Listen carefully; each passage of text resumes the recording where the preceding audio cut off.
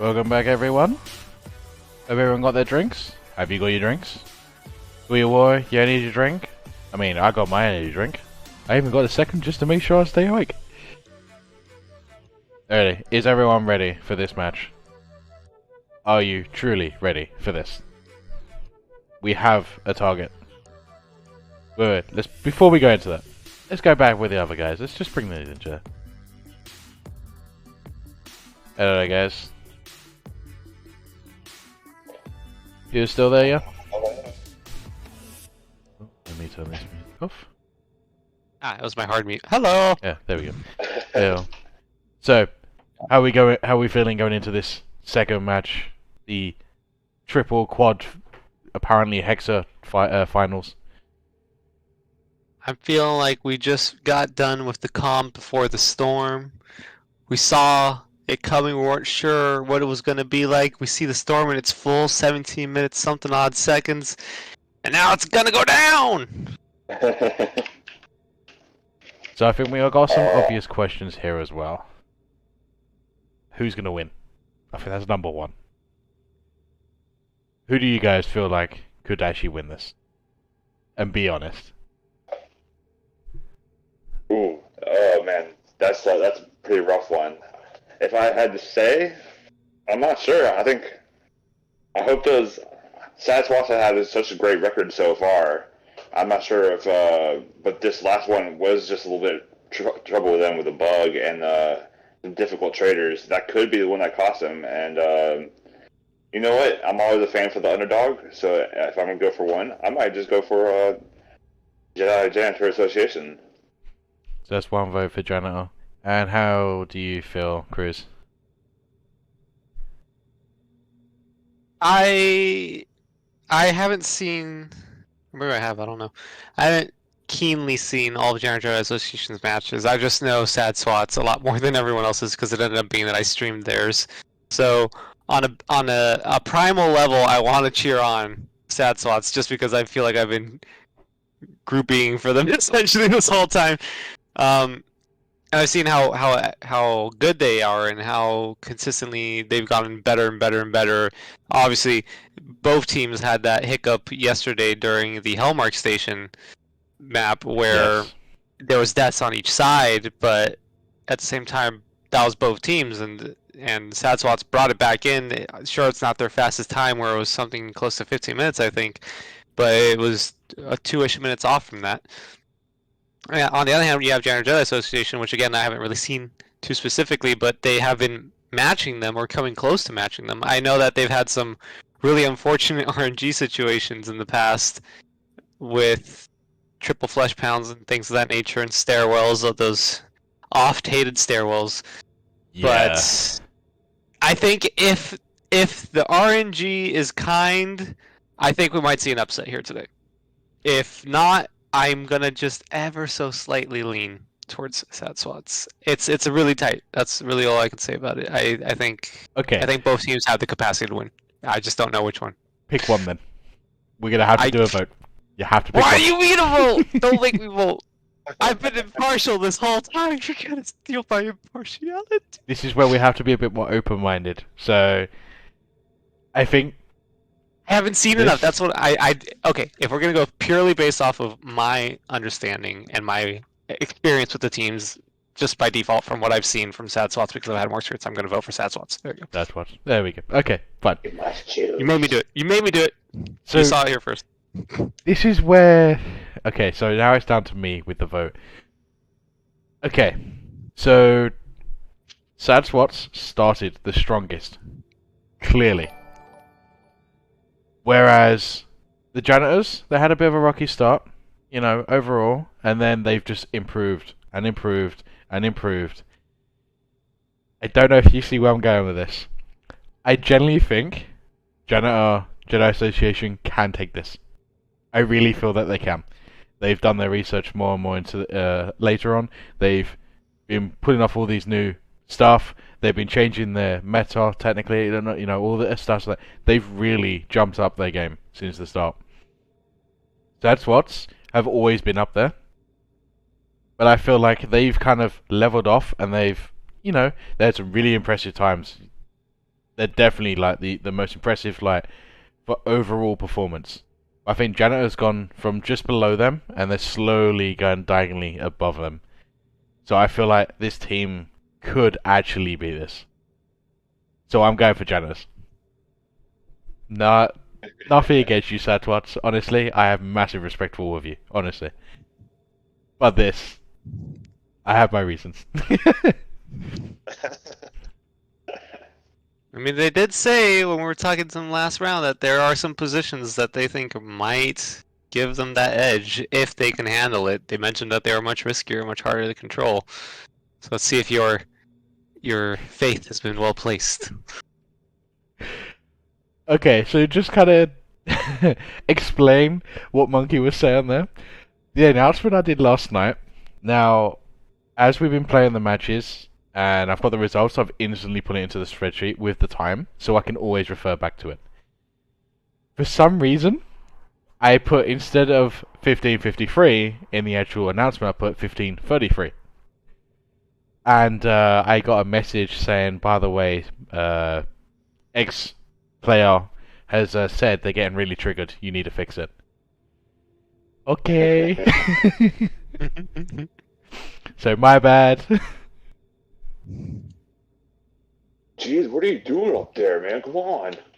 Like you're sleep deprived or something, nerd. Yeah. Never. Lack of any sleep for years. Yes, it's been 2 Can't be years. sleep deprived if you never sleep in the first place. It's that Titanic moment. It's been 40 years. 14 years of no sleep. No sleep, gang. I think that's ascension at that point. Oh, Potentially by default. so we're seeing a berserker. Oh wow, yeah, This that's may- very interesting. Yep. They're gonna hold in the spot that I was thinking of. I didn't say it out loud, Yep. so I could sound smarter. But here it is. I'm with you on this one. Like, as soon as I saw the berserker, oh, they're going balls deep. They're gonna go for that tight. They're gonna need a Zerk wall if they're gonna be hanging around here. I mean, look at it. In terms of the security room, there's technically 2 lanes where Zeds can come pouring in, as well as the side room where the Zerker is currently located. If Zerker pulls away from that, they can technically wall inside of that tiny little corridor and help keep things separate, or alternatively switch over to the other side where they're... Let's see, I'm not really too keenly aware of who's who right now. Let's find out. Their Firebug is located, and the Zerker can switch over to that side and hold the line while they all turn around and deal with it. However, as you can see, there is very, very poor line of sight. I mean, is that their medic sitting on a table over there? It is. Their medic can barely even see their So team rude. members from that height. Just coming It is on and rude. kicks the keyboard right off the table. It's That's an expensive keyboard, man. I mean, even the medic has to get that height advantage just to be able to see their team. So, in terms of being able to actually take care of the situation and even being able to get the callouts fast enough, the reaction rate is going to have to be really, really fast. Here's the important thing, if they stay in this zone past wave 1, because they did just spawn there. They're nearby. Maybe they're thinking of another one. So that actually was something I wanted to mention. Now, I'm obviously seeing this bits, and I'm kind of analyzing the bits and pieces. In a late game, this is going to be very, very extremely risky. Like, top notch. All it takes is just one Z coming in there, and it breaks the team in two. Now, I would have preferred these damage going into both Tamari and Designated Drinker. Ooh. Showcasing that exact situation. So that's 3 perks I actually took there. The Firebug, the Support, and the Commando. And we go straight in for a skip. 51 They're seconds. staying.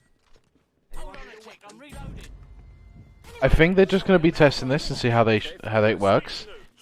I'm expecting a Mason Shield, the Bone Crusher, on that Berserker, 100%. But I'm a little bit concerned of the side. I kind of like how the Mando and the Shark were doing the knife, and it looks like they're really doing like almost like a double Zerk strategy with the Commando. Yeah, there's just 3 knives coming out in the front lane. Oh, here we go. This is what I was worried about. I'm questioning this. I'm questioning the movements. However, they have plenty of health. It's like they say, as long as you have 1, you're good to go. So, let's talk about some of the actual perk skills they actually got. The Berserker doesn't have Spartan. Okay, we've just literally just seen that. He has the fear effect where it stuns him. That could be effective, but I don't know if it's going to be able to actually be the best option for this. It may help out though. Also heals him back up if I remember correctly. Yes, but yes. I'm not too sure if the heal is actually the main concern. It's more freeze the Zeds in place, let your team kill them. With Spartan, he can actually take out everything before anything gets near his teammates. So, I genuinely think Spartan would have been the better choice here. But, obviously, the other one is actually a safer option and more team-based one. But that's not genuinely my concern. The actual concern is, you have a sharpshooter in a small, close combat area. Depending on their weapons... Poor line of sight, yep. Poor line of sight, he can't help crowd control. He will have to use his grenades. The Commando is now in the center point of having to maintain 2 lanes. So that main lane on the side there with the 2 entrances is the main focus. Anything gets through there, the team are fucked. Like, there's no upside to that. Oh, he is using Spartan. I lied. Fake news. Fake news! Well, ignore me. Okay, alright, FluX. I'm Just sorry. didn't feel like moving. Indeed did not feel like moving. They were not having any of it. They just wanted to stand still. Take it there, take your time. I'm still a bit confused on the position. Clotted up. Oh, quarter power! 2 quarter powers dropped down from the Berserker. Just look at the Berserker. They dropped down from the escalator / elevator. That's the word I'm looking for. That's it After now? they were trying to clear out a couple of stuck Zeds as well as a Firebug. Not a Firebug. What am I looking for? The word is Husk. They terrified me. I'm almost not even using the name. Hey, Zed was you're not doing it named. now. I'm not the only one. At least those are tangentially related. Firebug, Husk. I Yeah. mean, come on. You were got the going fire quarter part. I'm not really sure where your screen is, so I don't want to interrupt too aggressively there. But yeah, that was something else. I don't know if you witnessed that, but essentially there was a Husk and a couple other Zeds, maybe a Clot or whatever. They were just stuck in the elevator drop. Newt Indeed ran up to eliminate them as soon as the space was moved, and they committed to that strike. 2 quarter pounders dropped right on top of them, and then it was just a little bit of a hectic moment. I have to admit, I unfortunately missed that. As soon as you just went there, I tried getting in there, and the Z time kicked in. I couldn't click fast enough to get there. I was trying to what should I say? Should I describe it? Should I tell you who to go for? Oof. I'll try to remember that next time. I'll just shout out who I'm looking at before us. But yeah, that was interesting. And it's interesting that they're not using the stun / fear. I think it's called Dreadnought, maybe. I'm not sure. I think, no, I've set mine so health. long ago. Yeah, see, I don't know. I've set mine so long ago, I don't even read them anymore. I forgot But the name. Yeah. I think it would have actually been more useful, in my opinion, potentially, for the survivability of the team. Obviously, Newt Indeed is running out during these Z times and eliminating some of the Zeds before they can even become a problem, like you mentioned.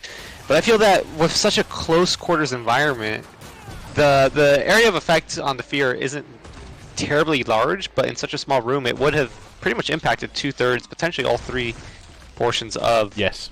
this area. So if you needed to push out, all you had to do is get at least 1 proc, either from your sharpshooter getting a couple headshots, or your extensions coming in, and the whole team could evacuate the area without really having any worry, whether it's from the front or the back. So on one hand, you can have the Firebug push out, or you can have the Berserker. So see, that's where it's I would not want questionable. that. Because it doesn't actually, because where they've actually changed it, it doesn't actually fear them anymore, so the Zeds run away. What it does, it actually immobilizes them, so they stand still. But here's the thing, if you walk to them in melee range, they actually do still attack. So that's where it gets questionable. Yes, I actually had some tests on this recently, because of my own custom server. I thought it was a bug on my end, but I double checked into it. It's actually intended. Well, then, yeah, that would be a terrible choice, and I'm very happy to see that no one's made use of that. Forgo the entire portion of that little tirade there. Absolute waste. They are making use of potentially some grenades there. I'm not really sure. Let's see, we don't have a gunslinger here, so it's just a sharpshooter, Fat Cat, King of Bel Air, or just Bell. I think it's Bel Air full title. Let's see. King of Bell. King of Bell with Firebug, Fat Cat Sharpshooter, Shanix as the medic, Designated Drinker as as the support, the Commando, and indeed as the Berserker. So there's a little bit of less focus happening on precision, basically in terms of the previous matchup, right? It's essentially the same, Yes. except they've switched out a Berserker for a Gunslinger. So that's a distinction here. And they've skipped another trader, 51 seconds. Have they bothered with the trader yet? So they've actually bought already Yeah, their weapons. They've got a Bone Crusher, an M14, obviously, M16. They've got. I'm trying to think. There was another one. I think the Vlad Impaler. They've also got the Mag 10. So they've also got, like, in general, they have like a core weapon. Yeah. So they can really Yeah, they abuse got these that. traders. I don't know why I'm asking all these ridiculous questions. I'm just antsy. I'm antsy. That's what it is. Even the commentating team, cough cough, trying to make it sound like everyone's doing it. Even the commentating team is having difficulties keeping up because we're so nervous about the outcome. Imagine what it must be like for the players themselves. I just want to compliment this Firebug on his use of the scorch shot. Really just nailing down these lanes with just tons and tons of fire during Z time, using that infinite ammo perk or skill during the Z time with the Mac and the scorch shot. Just really putting out some damage on these lanes. So I didn't realize you actually had a school shot. So yes, like he's definitely abusing it. And what I really do like, he's using the window. So he's actually getting the spawns that are outside of their range. Yeah. And actually, the actual shot is going into the elevator, where a lot of the spawns on the other lane is coming from. So the Berserker's actually getting a much easier chance. It's very skilled too. I mean, if you look at it, there's what, maybe a foot between a line of sight if you really try to aim it between where the Berserker is, and they're getting that shot straight through the wall as far back as possible, just barely missing the pillar that's on the outside. It's really precise. I'd be very surprised if they didn't plan this. I mean, look at that. It's going down again. A couple shots into the pillar and then a slight adjustment and all the way to the back to maximize the contact. Ooh, a 6th Stalker spawn. And there is some explosions happening as well from the Firebug, I believe. Otherwise, which is leading to stuns and damage onto the quarter pounders. Oh, Corebug coming in on the Firebug, losing half their health. But medics straight onto them, giving them resistance they need.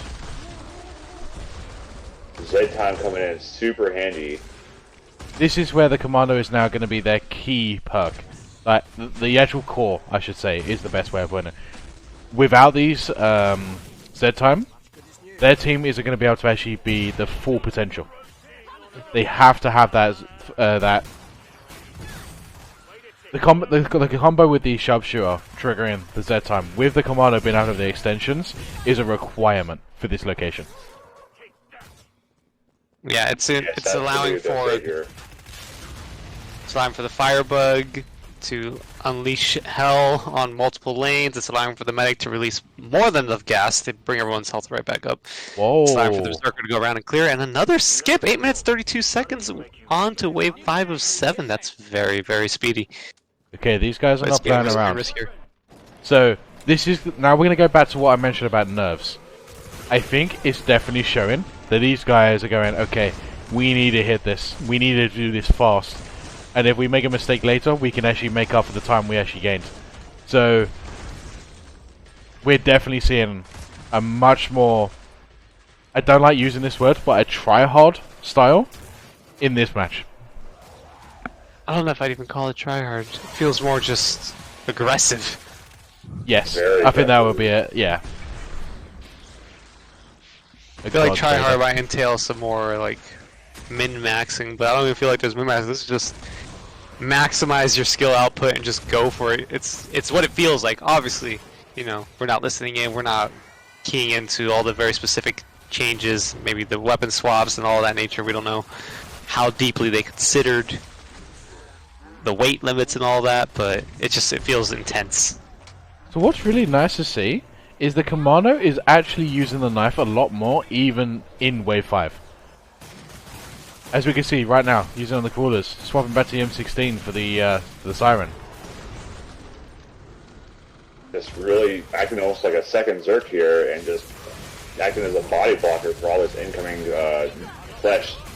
They know they don't have much time in between each individual quote-unquote wave of Zeds that come in. Oh, they can't straight really down. waste it getting ammunition, so they have to maximize their ammo pool, whatever means necessary.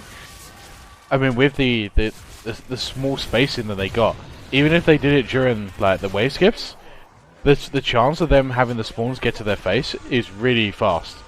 So they would have to precisely go, okay, right, swap here, swap here, swap here. One mistake can cost a whole weapon for a good 30 seconds. And just like a notification on their spawns, when they're not looking, I'm seeing like some Zeds spawn literally outside, right outside the booth. Usually, There's a full flash 2 or count 3 going at a from time. Firebug's direction. Oh, so here one coming Oh, from yep. Zergs. Fleshp is raging, and he's now stunned. Dead. Take it out, Fleshp's and then I dead, believe Firebug there's a side. scrape on the Berserker side. Now, correct me if And I'm it's wrong. straight out.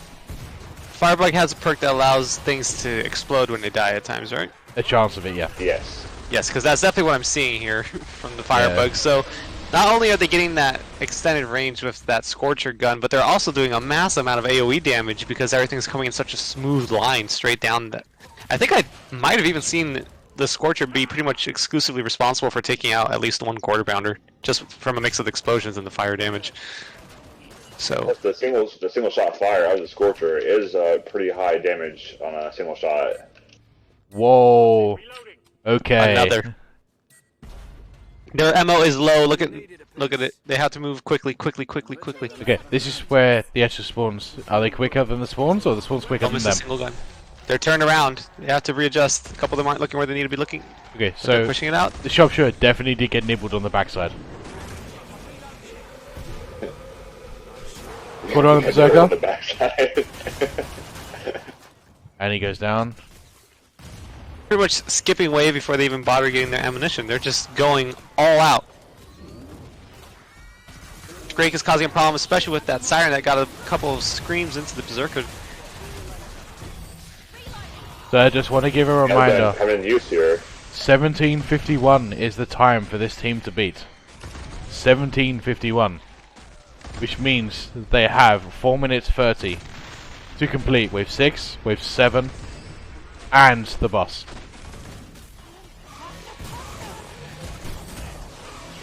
I think I Actually, saw really bad. Newton D. Ooh, Newton D's taking quite a bit of damage. Oh, Not looking good here.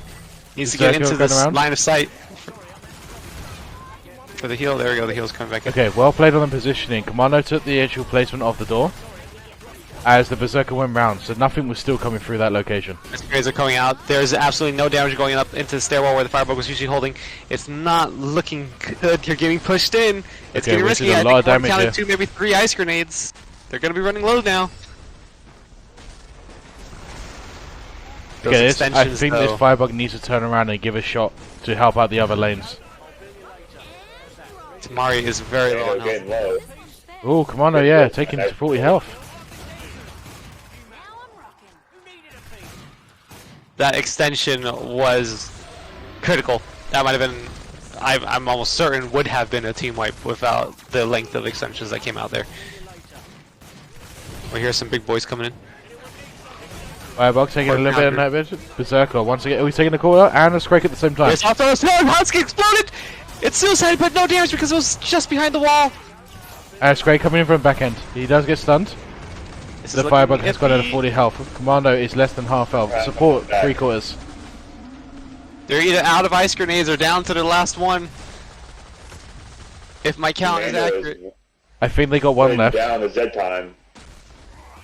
They have 100 Zeds to go, and their positioning is really being hammered down. They're 12 minutes, 35 seconds, though, moving into Wave 7. If they can get through this, that might have been the last ice grenade they have there, but if they can manage this, they might be able to just go to wherever the trader's located without any issue and move position to a safer They've location. been overrun again. They need to clear. 61 Zeds, there's still a lot. I would leave right now. They have a huge time lead. There's no need to stay in here. No, I think they can do this. They can definitely hold this. They just need to keep the positions. They need to actually make the clearing better. Those extensions need to come in. Yeah, sure. Banging in position. He can take out the hallway. The Firebug. He needs to get a couple of shots down to help out the other lane. The heals need to come in. They can do it for single death. Guys. They do have to actually go upstairs. It's not the closest, but it's still pretty close. Oh, okay. It tricked me. This trader is such a nuisance. Their Berserker's already there, ready to go. That's the one thing I do dislike about this map is, oh, it's only 8 meters away, and then you have like a 40-second run up to it. Alright, definitely going for sure. I think they need to switch spots now. They've done everything they can with that location. It's been very well done, but they need to move. That was really tight. Now, 37 seconds. here's Still the thing. Fast skip. They are actually getting their top tier weapons now. So by looks at it, the Commando is getting a 501 medic rifle. They are definitely going back to the same position. Oh god. They're risking it. I think they'll be able to make it in time. There's going to be a lot of spawn coming in. Okay, there's a scrape behind them already. They will be followed up on with the elevator. They need to get in This is position. going to be wild, guys. 2 getting caught out. 1's throwing a weapon, 2's throwing a Guns weapon. are being thrown. Ah, 501s. Spare 501 potentially. Okay, support taking the actual main doorway with the nail gun. Brilliant. Their position, these positions had to be changed. They've got at least two. Oh, wait, I think they have that's two the Berserker, 501s wasn't for it? the medic. Okay, Flesh Pound, 2 Flesh Pound. Max health, Flesh Pound coming in. Ice grenade went out, didn't do much of anything. Dead. Wait, is that triple? 2 of them. 3 of them. It's Five the bucks, triple turn Flesh Pound and they're all raged. 2 Okay, of them one's are done, down. one thrown down. There's the third. Okay, down. Oh, that was so spooky. That was... I actually did kind of... That actually made me feel like they were actually going to see some damage there. 4 pounds coming in Berserker side, too. There was definitely damage. I mean, look at Indeed's armor. It's significantly lower than the rest of the team. I don't know if they actually purchased, but it'd be very surprising if they hadn't. They're nearly out already. Oh, ooh, God. This Commando is really putting the dead time. He's going to do it me. He's running up to the husk. Committed. Okay, here comes another big spawn. 2/4 right side. 501's going off. Perfect strategy. Scrake on the left, down. We got Scrake on the right, stunned. Berserker going in. Sharpshooter takes his head. It's like you said, their commando is pretty much the linchpin of this environment.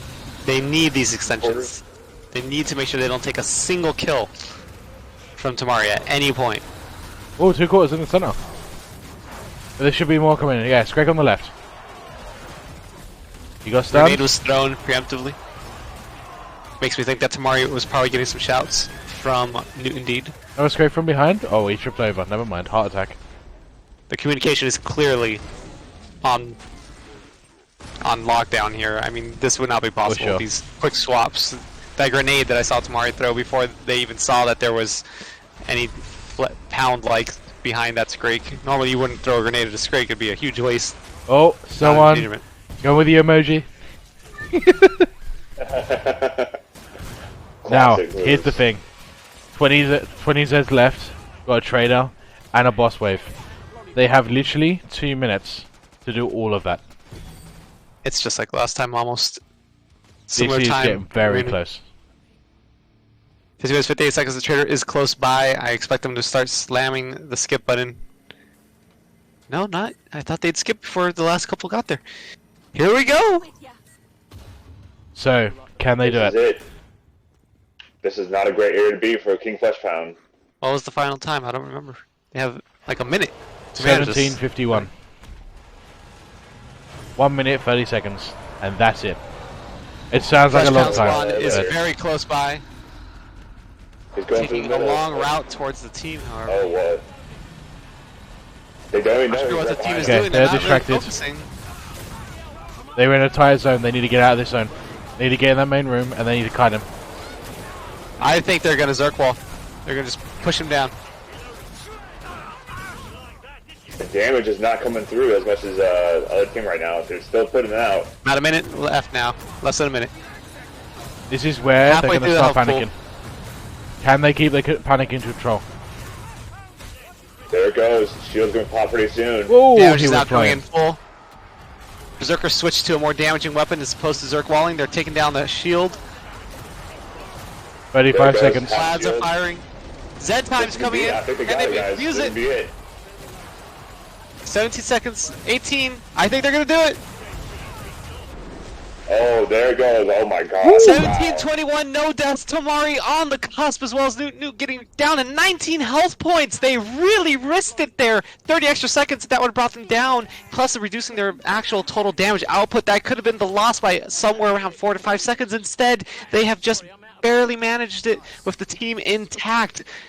And the victory goes, if I'm correct, to Janitor Jedi Association. FluX, you were right.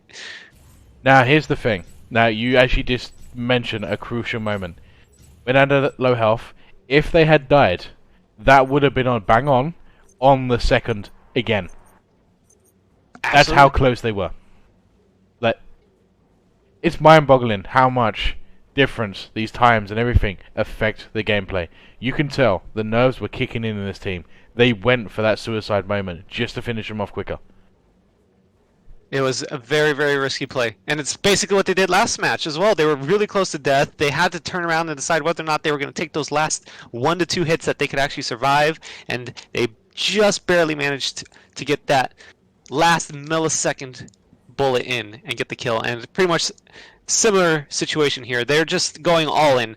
I know you mentioned try hard, but it just doesn't feel like that. It feels like it's just a... They're betting it all. They're just putting it all on the table, and they're saying it's either now or nothing. Now, I do want to make one comment. With the last team, they had a very low healing rate. They have done in most of their matches. This one. Now, I'm going to give it a moment for it to actually load. I just want to go through the heals given, okay? Let's start off with wave 1. So, 232. That's a wave 1. That's almost 4 times every other team has done on a wave 1. Okay? Then he goes 578, 421, 665, 554, 1360, 296, 365. They are some high numbers for a 1,000 team. on one match, one wave right there. Is that what I just heard? 1300, yes.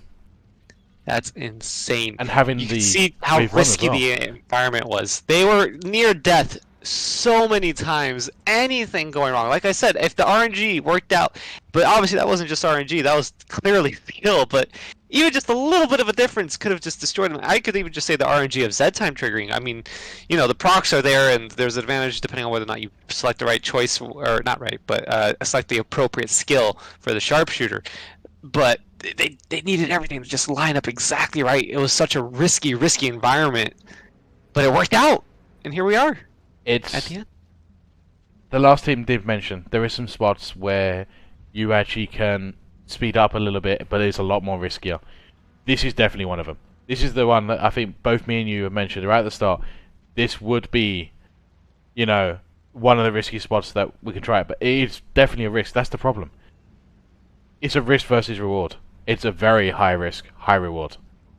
Yes. But imagine one death or one pushback on a perk, especially on a commando, as we saw, everything went so bad. And then they just picked it up again.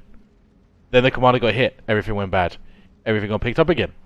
So we definitely saw these bounce backs consistently back and back and back. Definitely.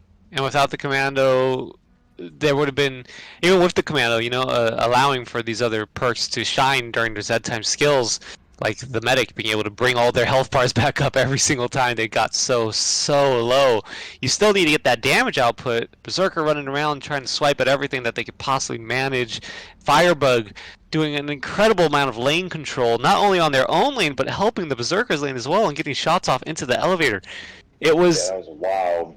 It was coordination and skill and tactics and luck all rolled into one. I don't think we could have really asked for anything better for a final match. I mean, besides them ending up actually another couple milliseconds away from sad swats, I mean, this has been a brilliant finals. Overall, the entire thing put together has just been fantastic from a viewer's perspective, and I'm sure it has been something that really kind of put that oomph back into the killing floor too for those players who may have been a little bit disillusioned with the ease over the time, the changes, the risks, the requirement to just put yourself in a place where you would never do that in the CD or even potentially normal gameplay. It has been a fantastic experience, and I hope everyone watching is having a great time right now. I genuinely think you actually make a really good point there with the risk versus reward factor. I don't think you're ever going to see that. Period. There is just no reason to take such a risk. You want to go for safe options. You don't care how long you take. You just want to go for the end result, the win. But this is not just a win. This is the fastest win. And one small change could either lose you the entire match, whether you finish the map or not. But then you got the other factor where it can absolutely destroy everyone else because you both got achieved at the end. But you were so much faster. Okay, so It's like I was saying, I wanted them to leave that towards the end there. I was like, please just leave. You have enough of a lead. I think you could just leave. But it's just, I still think they could have left and made it a little bit more safe, but they were not having, they didn't want safe. They wanted aggression, and that I think is what I'm getting as a takeaway from the team. And I'm wondering if that is what they were feeling. Like, were they just denying aggression? Were they saying, F safety?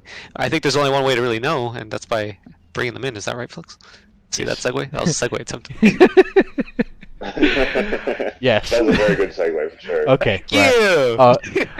I just want to make one comment before we go, before we pull them in, because I have just got their names of who's coming in, because Tamari will be joining us afterwards, and he wants to call off on this one. His words. So that shows the nerves kicking in already.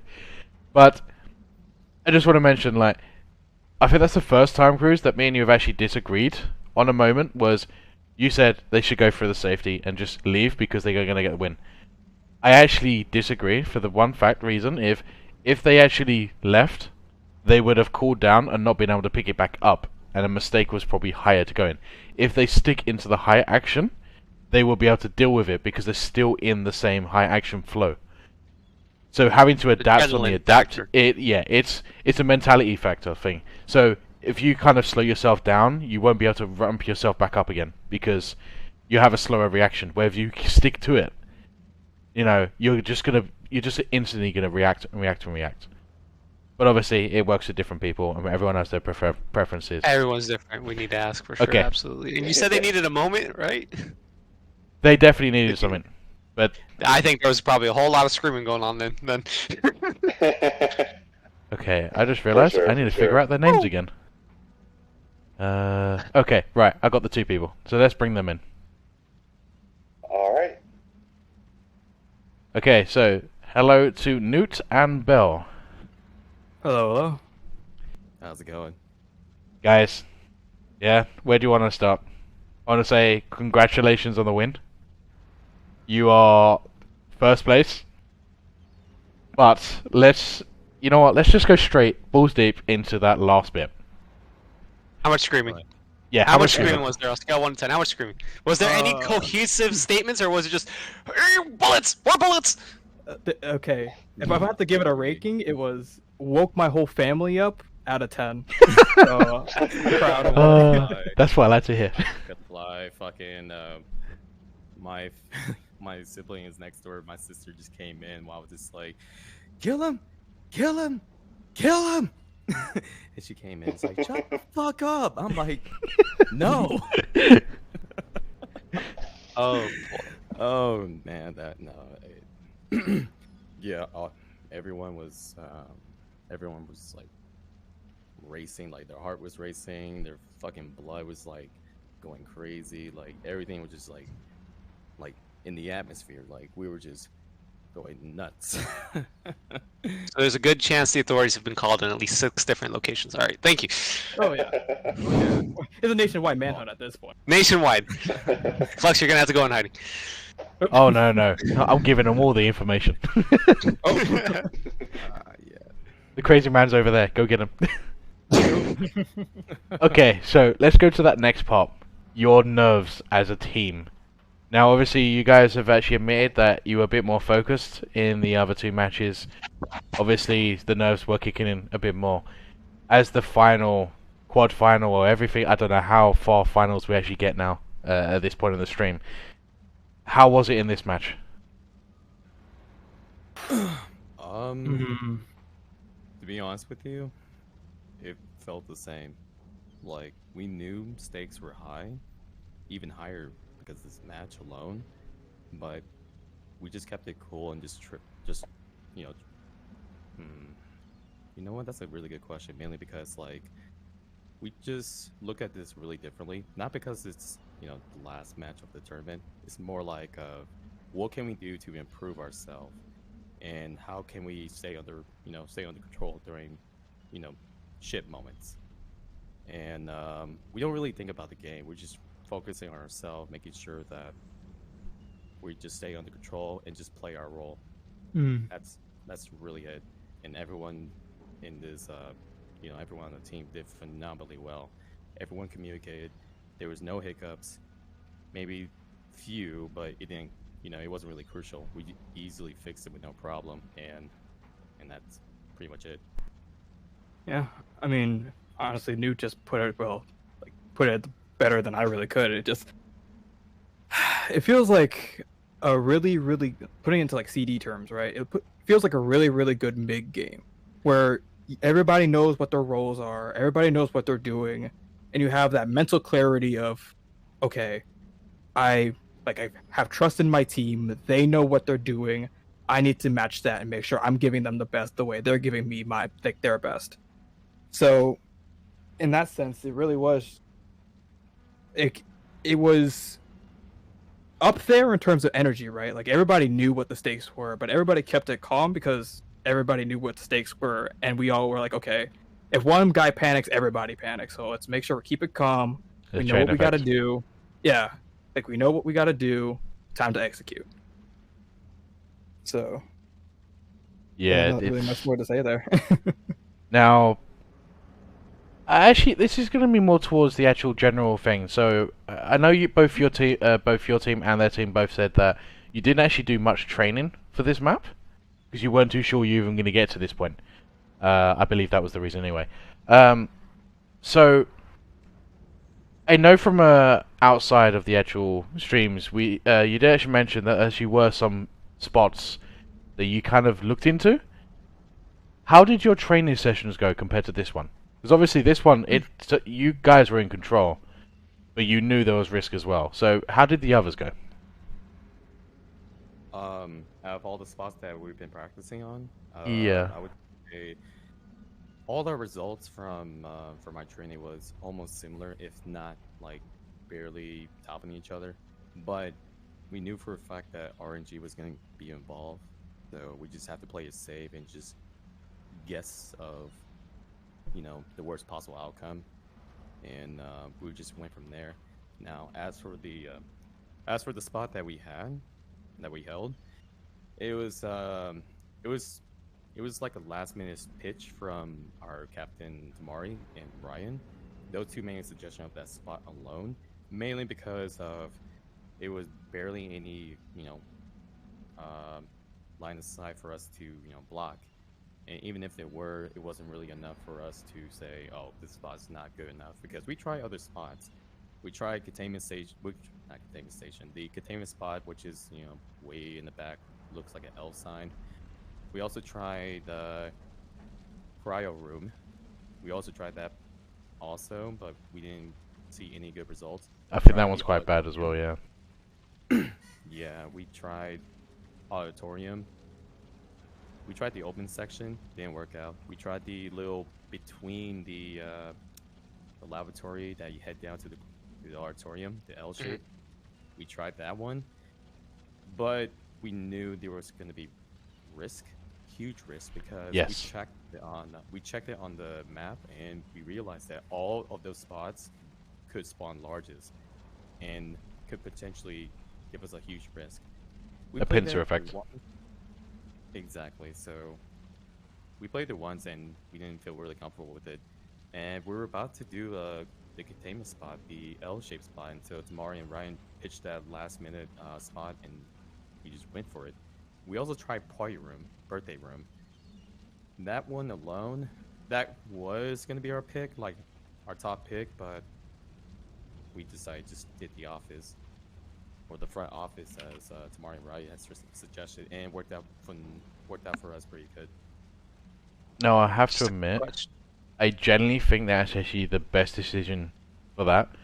I've seen the party room, and it's kind of slow majority of the time, because the spawns happen to be above and away. So that decision there, spot on. Just to be clear, then, I know I was listening to your explanation, but still, that was playing safe. What we just witnessed today was playing safe. Is that what I've heard, essentially? To be honest with you, it was like, I'm not gonna lie, it was perhaps one of the most riskiest, if not the riskiest spots that we practiced, and this was like a last minute, like before we decided to use party room. It was like how many sessions did we have on that room, Bill? I think, as far as I'm aware, we spent like about a couple hours on that map, like 4 hours. So it was a decent chunk of time just labbing things out. And before we were actually settled on Tamari on Mando, we actually were gonna have him as a demo. And originally we would have instead of using Spartan, he would use Berserker Rage to kind of stun the larges during Z time so that our Sharp can get consistent headshots. And actually have a bind just for when that case was about to come around, but we were like, okay, last minute, we probably should get those extensions so that we can have a more controlled environment, because if you have a demo, like 3 chaos perks that you don't know what's about to happen, right? A Z can stumble left or right, and we can like lose half the team at that point. We actually did lose several people kind of labbing that spot out in particular, so we were like, okay, we want to kind of tie it down a bit more, let's get a commando in there, and let's really see how far we can push this map. Instead of just throwing caution to the wind and being like, okay, 3 chaos perks, it's the end of the tournament, why not? Exactly. And I just want to add something that we also tried the stairs that was between the party room and the front office, like the stairs that Bell was holding. Yeah. We were going to be on the stairs, and we tried it. We had some success with it, though the main problem is that elevator that I kept running up to it, that was like clogging up majority of the Zeds, and that was going to be the main problem. But fortunately enough, Bell just said, hey, I could just ground fire it, which helps me a lot, because I always ask Tamari of how many Zeds you got, so I could just safely run up there, just make him, shake him off, or push him off the elevator so I could just kill him, or we could just kill the rest of them. Because if we were to left that alone, I think we would have lost. That elevator was like a huge, crucial factor that we needed to handle. The Scorcher is a very underrated gun. Exactly. I just want to say.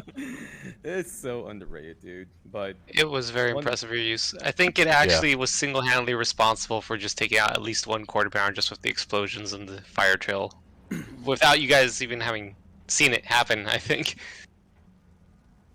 It's almost as if the guys knew what questions we were asked. They're answering all the questions, I think, that we were going to do. And they're right, Chris. Yeah. Literally, because we were going to mention the perks, we were going to mention the Scorcher, we were going to mention the Elevator, we were going to mention about the Commando extensions. You've done it all Whether in or one not they go. were going to be aggressive, You know- or were they thinking, were they just going, who cares? But apparently they were still playing just a little bit safe.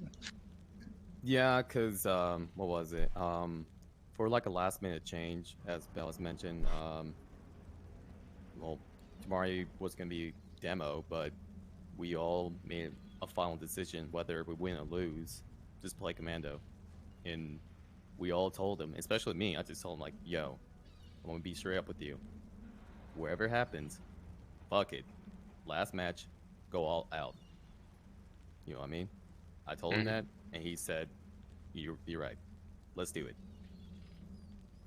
And I that's it. tell you what, that actually was actually a really good decision. I don't know if you're gonna go through, but I mentioned, actually even Cruz mentioned, the Commando was the center point of the whole team.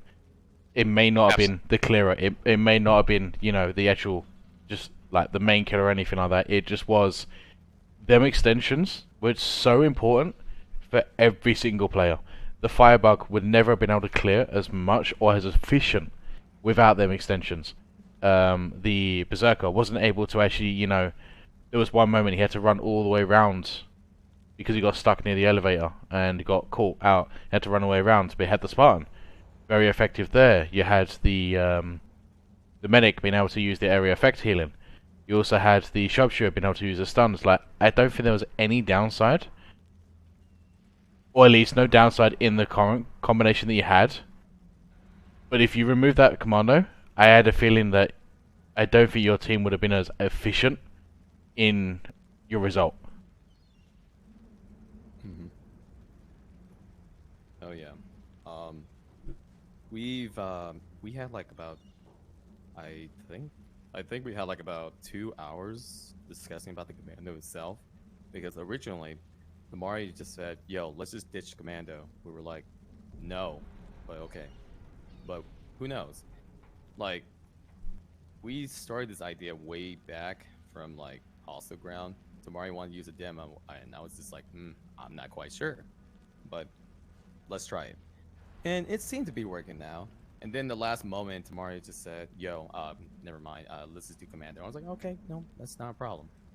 And it was like deja vu with this one. He says, I'm gonna play Commando. I'm gonna play demo. We don't need a Commando." And I told him, "No, we're not doing that." But okay, you're the captain. I trust you. Last minute, he wants to change, but I told him, stick with it. And that's it. And here we are. And I'm not gonna lie. If it wasn't for those extensions, I think we wouldn't have to get the time that we have. and it's So, actually funny enough, yeah. Flux, that you say that the Mando was the cornerstone of all of our strategies, because that was the main like deciding factor of whether or not he would play demo or commando. Is, you know, Tamara was saying, okay, I want to play the thing that will help like most benefit my team, and you explained it perfectly. I like needed the extensions so I can do all those, you know, fun party tricks with the Scorcher. Newt needed the set time extensions for Spartan. You know, most things in our CD group are like enabled by the extensions. You know, that's why you don't really see. Well, scratch that. Point I'm trying to make here is that yes, and answering another question that you're probably gonna have, you know, coming up, of who I would put as my MVP would be Tamari, just because of how pivotal he was to everything that we were doing around that map. I would have to say Tamari too. 'Cause I genuinely think everyone's going to say that. Yeah. For good reason. Oh yeah, very good reason. I mean, I'm still gonna say this, and it'll never change. Morally support, it has to go to support for the MVP. Like, if you had to ask me, like, who is the most helpful support, it's always gonna be support. From all our matches that we've done, support always has been there for us. Has been there for, you know, when we need ammo. He always been there whenever we're in the shit pickle that he could just, you know, blast some shit away. He always been there for us. Whether he kills shits or not, we really appreciate him. And whether it's Ryan or myself, support overall for this one is Ryan. So I give my MVP to him alongside with Mark. Yeah, I mean, getting a little bit sentimental here. If it wasn't for Tamari, I probably wouldn't even be in this tournament to begin with. So I just feel it really fitting, whether or not he was Commando, Demo, or any other perk, that he'd be my MVP. So. Of course, yeah. I personally think that if he hasn't brought all of us together, or let alone brought any interest of this tournament, I would not be here too. If it wasn't for him. So. Yeah, Sharing some love. That's. See? We got everything in this tournament. I mean, what else I should say? Like I mean, everyone in the team did a phenomenal job. Like even our subs who came into play, like Max, Ricky, and a whole bunch of other people. Like all of us did a phenomenal job. Wonderful. Now, I do want to go into one more part. Your boss wave. How did that go? Because it started off actually kind of worrying. It seemed like you guys kind of caught yourself into a corner, and you struggled to get out of it. But then afterwards, once you got out of that corner and out of the hallway into the big room with the blood splurting everywhere and all that, you guys just went, okay, right, time to kill him. Mm-hmm. So our original plan was to basically nuke him down the same way as we've done it in Monster Ball, just kite backwards. But since we're going to be in a closed environment, a little claustrophobic, we had to basically just find an open area and just kite around the whole sector.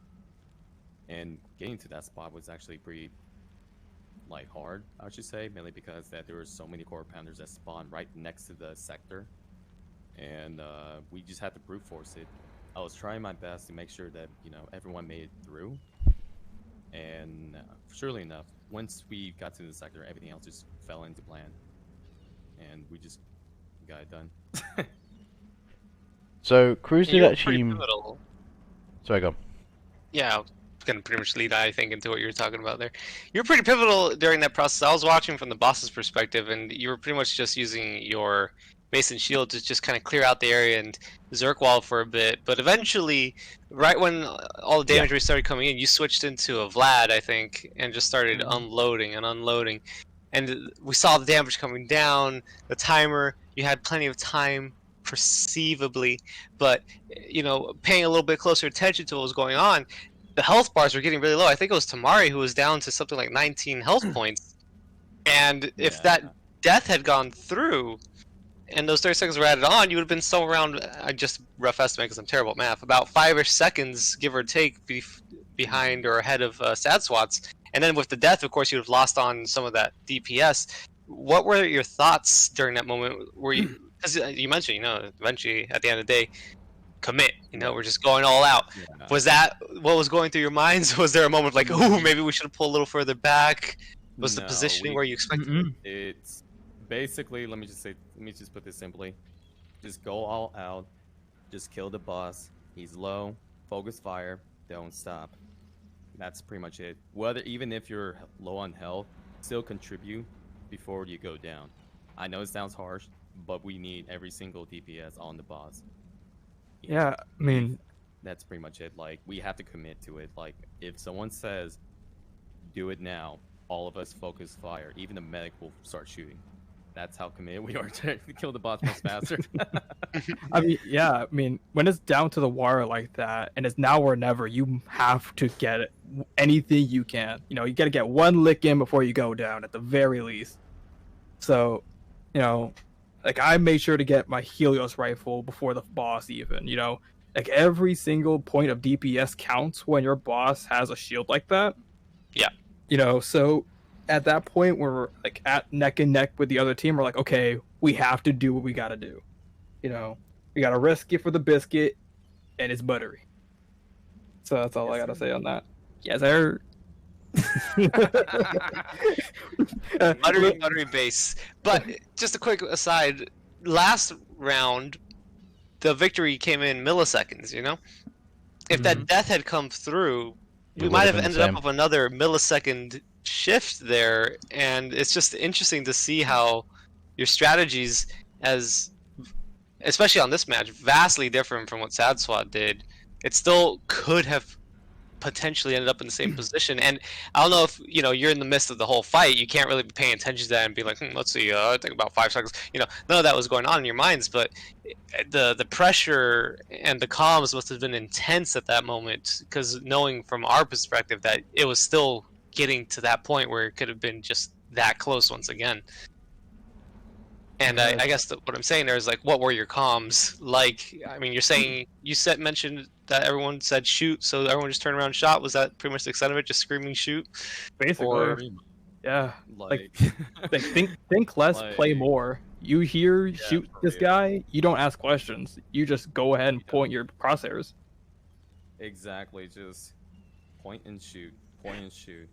So I Like, do want to no follow up on that actually, because you mentioned that I think one of you made the call and said, right, everyone kill it.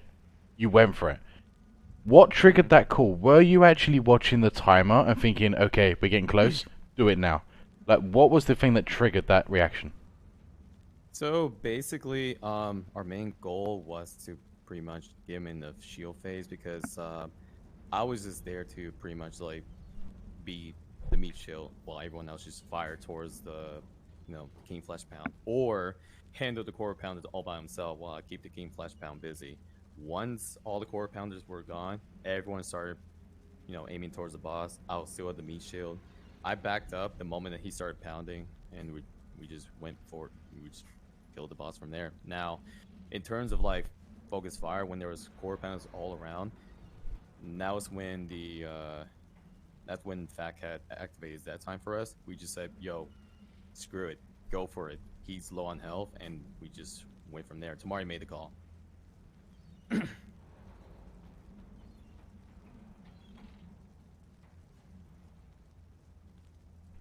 I could definitely say that this was definitely a very nice way to go out, I'll tell you that.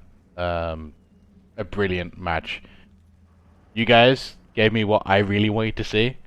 As both teams, you gave us the free mapper. You gave us the neck and neck 0.2 millisecond draw, which enabled like a massive what the fuck from everyone. Even at that moment, like, if you go back to the last stream, I literally pulled up the logs and I was comparing, and I had to get the milliseconds to make sure, okay, how close was this? And it turned out the one that it said was slightly higher ended up being the winner anyway. All I can say is very well played. Like, I'm speechless, really, to be honest. I don't know what more else to actually say.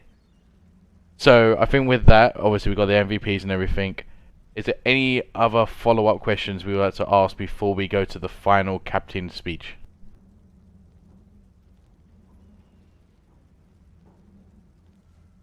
hard for me to get. Personally, I don't think I have anything left. I mean, I've pontificated, hyped, and asked all the questions, and most of them were answered ahead of time. So thank you once again for having been able to do that. Honestly, that was impressive. Lovely Sitter, are you still there? You got any questions, maybe? I don't really have any questions. I think you guys covered it really well. I mean, this was a fantastic game, and I was really happy to be commentating over it and just watch it play out in front of me. Definitely, it was exciting. I don't know if y'all end up watching the VODs at any point, but there was a whole lot of me yelling, "Please, either shoot or leave." It was intense. It was very exciting. Very, very exciting. You know what? So That double quarter pounder that dropped on you in the elevator when you went to clear out some of the waste. I mean, even that was just like, oh my goodness. yeah, I'm not gonna lie. So I made a suggestion to use Dreadnought, and some other people basically agree with it because there's really no point using Skirmisher in a closed environment. Like in comparative shopping spree, when I was using Skirmisher, I was hunting. I was the only person that had to hunt outside without worrying about ammo. But with this scenario, I wasn't going too far. my team was like right there, and it was like really claustrophobic. So there's really no point for me to run Skirmisher. So I just ran Dreadnought. I knew I was safe as long as my health was like basically 100 health. I sort of played carelessly, just kind of reckless, but I was still basically aware that if my team needs help, I just tell someone else to watch my lane as I go assist the other side. And as for the spot itself, I'm not gonna lie. If we were to get caught in a shit situation, there was there's no escape route. We're basically trapped in there, and that was like a hold or die spot. And that was it. Like, we knew for a fact that it was gonna be risky. We knew for a fact that if we mess up, all of us are going to die, if not some. So we just took a chance, and it finally paid off. Yeah, at one point you guys had 3 flesh pounds coming through the door the Zerker was covering, and I was like, oh my gosh, this is that's a lot of flesh pounds in one place. Right. Yeah, it's I made the call since I had to pick around the corner. I see so many yellows. I couldn't even tell whether it was a quarter pound or a flesh pound, like in a stress moment. Which is a big dude in your face. Yeah. Yeah, big old guys. I think they call that the Zerker rage, where everything you just keep swinging, you turn like kind of rage blind to everything. You just hit everything. Right, but it kind of like goes back to like when I met Tamari for the first time, and so we played games together, and we were playing some map. I wish there was a clip of this so I could show you guys. So basically, the scenario was I think we were playing KF1 Fright Yard, the classic KF1 map, and loved it. So we were playing on the KF2, and I walked around the corner. I wasn't really paying attention because there was only 3 sets left, or I think it was between 3 and 8. And then there was like big 3 strakes. I didn't even notice them because I was like zoned out. I hit something. I was like, what hit me? And then I see 3 strakes looking down on me. I'm like, oh shit. And then someone actually said, famous. And then I said, I just seen 3 big dudes. And then someone actually commented, famous last words, I've seen 3 big dudes. So basically, that's how it went with the 3 flesh pounds. I see 3 big dudes. I'm like, oh shit. Hey, everyone, focus fire on this lane really quick. Okay, Yeah, so funny. I'm going to end it here because I have got the other 2 waiting on the last chat. But well played once again. Congratulations. Anything else you would like to say before we move you over? I just wanted to say thank you so much for hosting the tournament. It's been really fun. It's I'm pretty much going to be saying what everyone else has been saying. It kind of like bring us outside our comfort zone, doing something that we weren't going to be doing, like in outside this tournament, I should say. Like making us think outside the box, like, oh, this spot could work, but no, because it's bad in pubs. But in this tournament, it's like, oh yeah, this is really excellent. High risk, high reward. I'll take it, even if there's a chance of losing us, but there is a chance. But if it's not, it will be well paid. And then on top of it, skip trading strats, and a whole bunch of other things that we had to adapt. But overall, it's been fun. It's been really fun. Like, I enjoy every single moment of it. So thank you for hosting, and thank you for all the commentators who contribute, and pretty much thank you for everyone who make this tournament happen. And I just want to say GG's to all players who participate in this tournament, and everyone did phenomenally well. Okay. Everything that Newt just said, but in my voice. And you basically got 90% of everything I was going to say. But That's a funny way of saying copy paste. Yeah. Honestly, though, Control-CV. thank you. Thank you, FluX, for hosting this tournament. It's been a whole lot of fun thinking up of new strategies and really thinking outside the box for what we want to accomplish in terms of these maps and getting the times down to the millisecond. Thank you all for the for people clipping the VODs, the people watching for making this all happen. Thank you, Dragonfly, for hosting the servers. Thank you, Tamari, Max, Shanix, and everybody who played in this tournament, really, for giving us such an excellent time. And that's all I really have to say for it. Alright, well, thank you very much, GG, and I shall be moving you over now. AKA, no, thank you. All right, much appreciated. Congratulations on the victory. Thank you, thank you. Thank you. Jedi Association, everyone, round of applause. Honestly, Yay. just congratulations to them. So, I am not going to end the stream here. I'm actually going to go straight into the chat because I don't see the point of keeping it as a separate thing. I think people who want to watch it, they can just skip to the end. So, we're going to have both the captains from them two teams to actually join us in a bit of a small talk. I say small. You know how these talks go. It might be a bit longer than we actually expected or even planned to, which most things are. I like this one here now.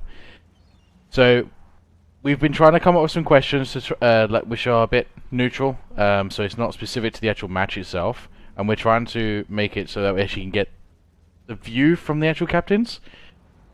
And because they're like the center point of the team, it's always great to go from their view and their opinions and stuff like that, especially from a first and second perspective, and to get them in a room together. They're good friends already, but when you put them as enemies, banter comes out, and then the fun comes out even more. So, let's see about dragging them in now. Let me give them the heads up Quickly before you I turn them over. do, just one thing for me. Mention the short quote-unquote chats. I do have to go do a couple things, so I will, if it's okay with you, just mute myself and then come back in later if the opportunity presents itself. If not, I'll just be listening in on stream, if that's okay. Yeah, of course. That's not a problem at all. Alright. Everyone in chat, keep an eye on things. Let me know what I missed. Make sure you commentate, like, subscribe. What do we need on these YouTube? Wait, we're not on YouTube. What are we talking about? All right. All right, and I guess at this point, I must bid adieu myself. Hopefully, Cruz comes back and rescues you from the two captains. But it's been good, guys. Good game to everybody, and I really appreciate you having me. And yeah, thank you, everybody. Same to you, Syndra. It's been a pleasure having you on my streams and co-commentating with you in general. Completely agree. For sure. Better, guys. See ya. And that way as well, temporarily. Bye-bye. See ya. Vanishing mist.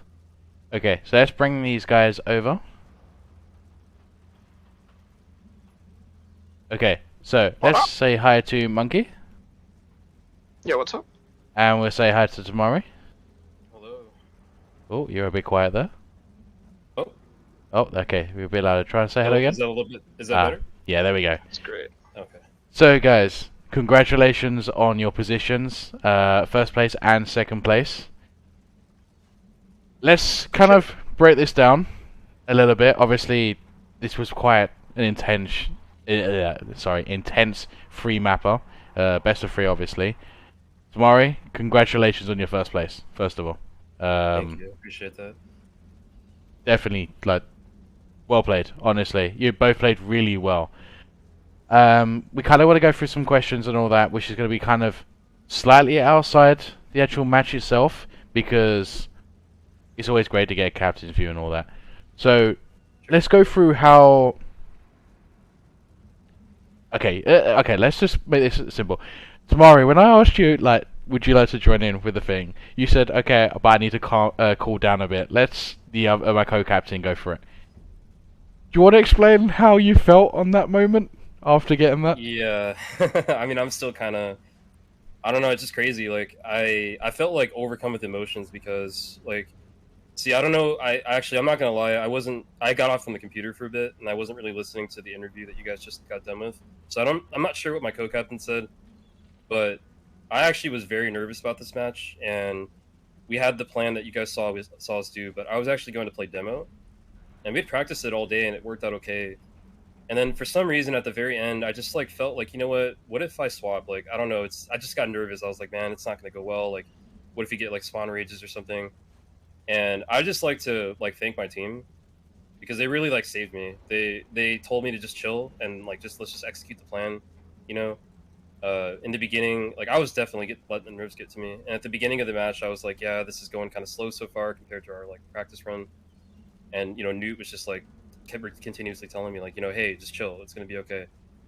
And at the end, when I realized you know, like we could do this, and I was just like, okay, we got to focus up, and at the very ending, like if you heard our chat, we were just like, I don't even know what happened. I just like let out like a roar. Like I was just like, it wasn't even like planned. It just happened. And The demon has and been then released.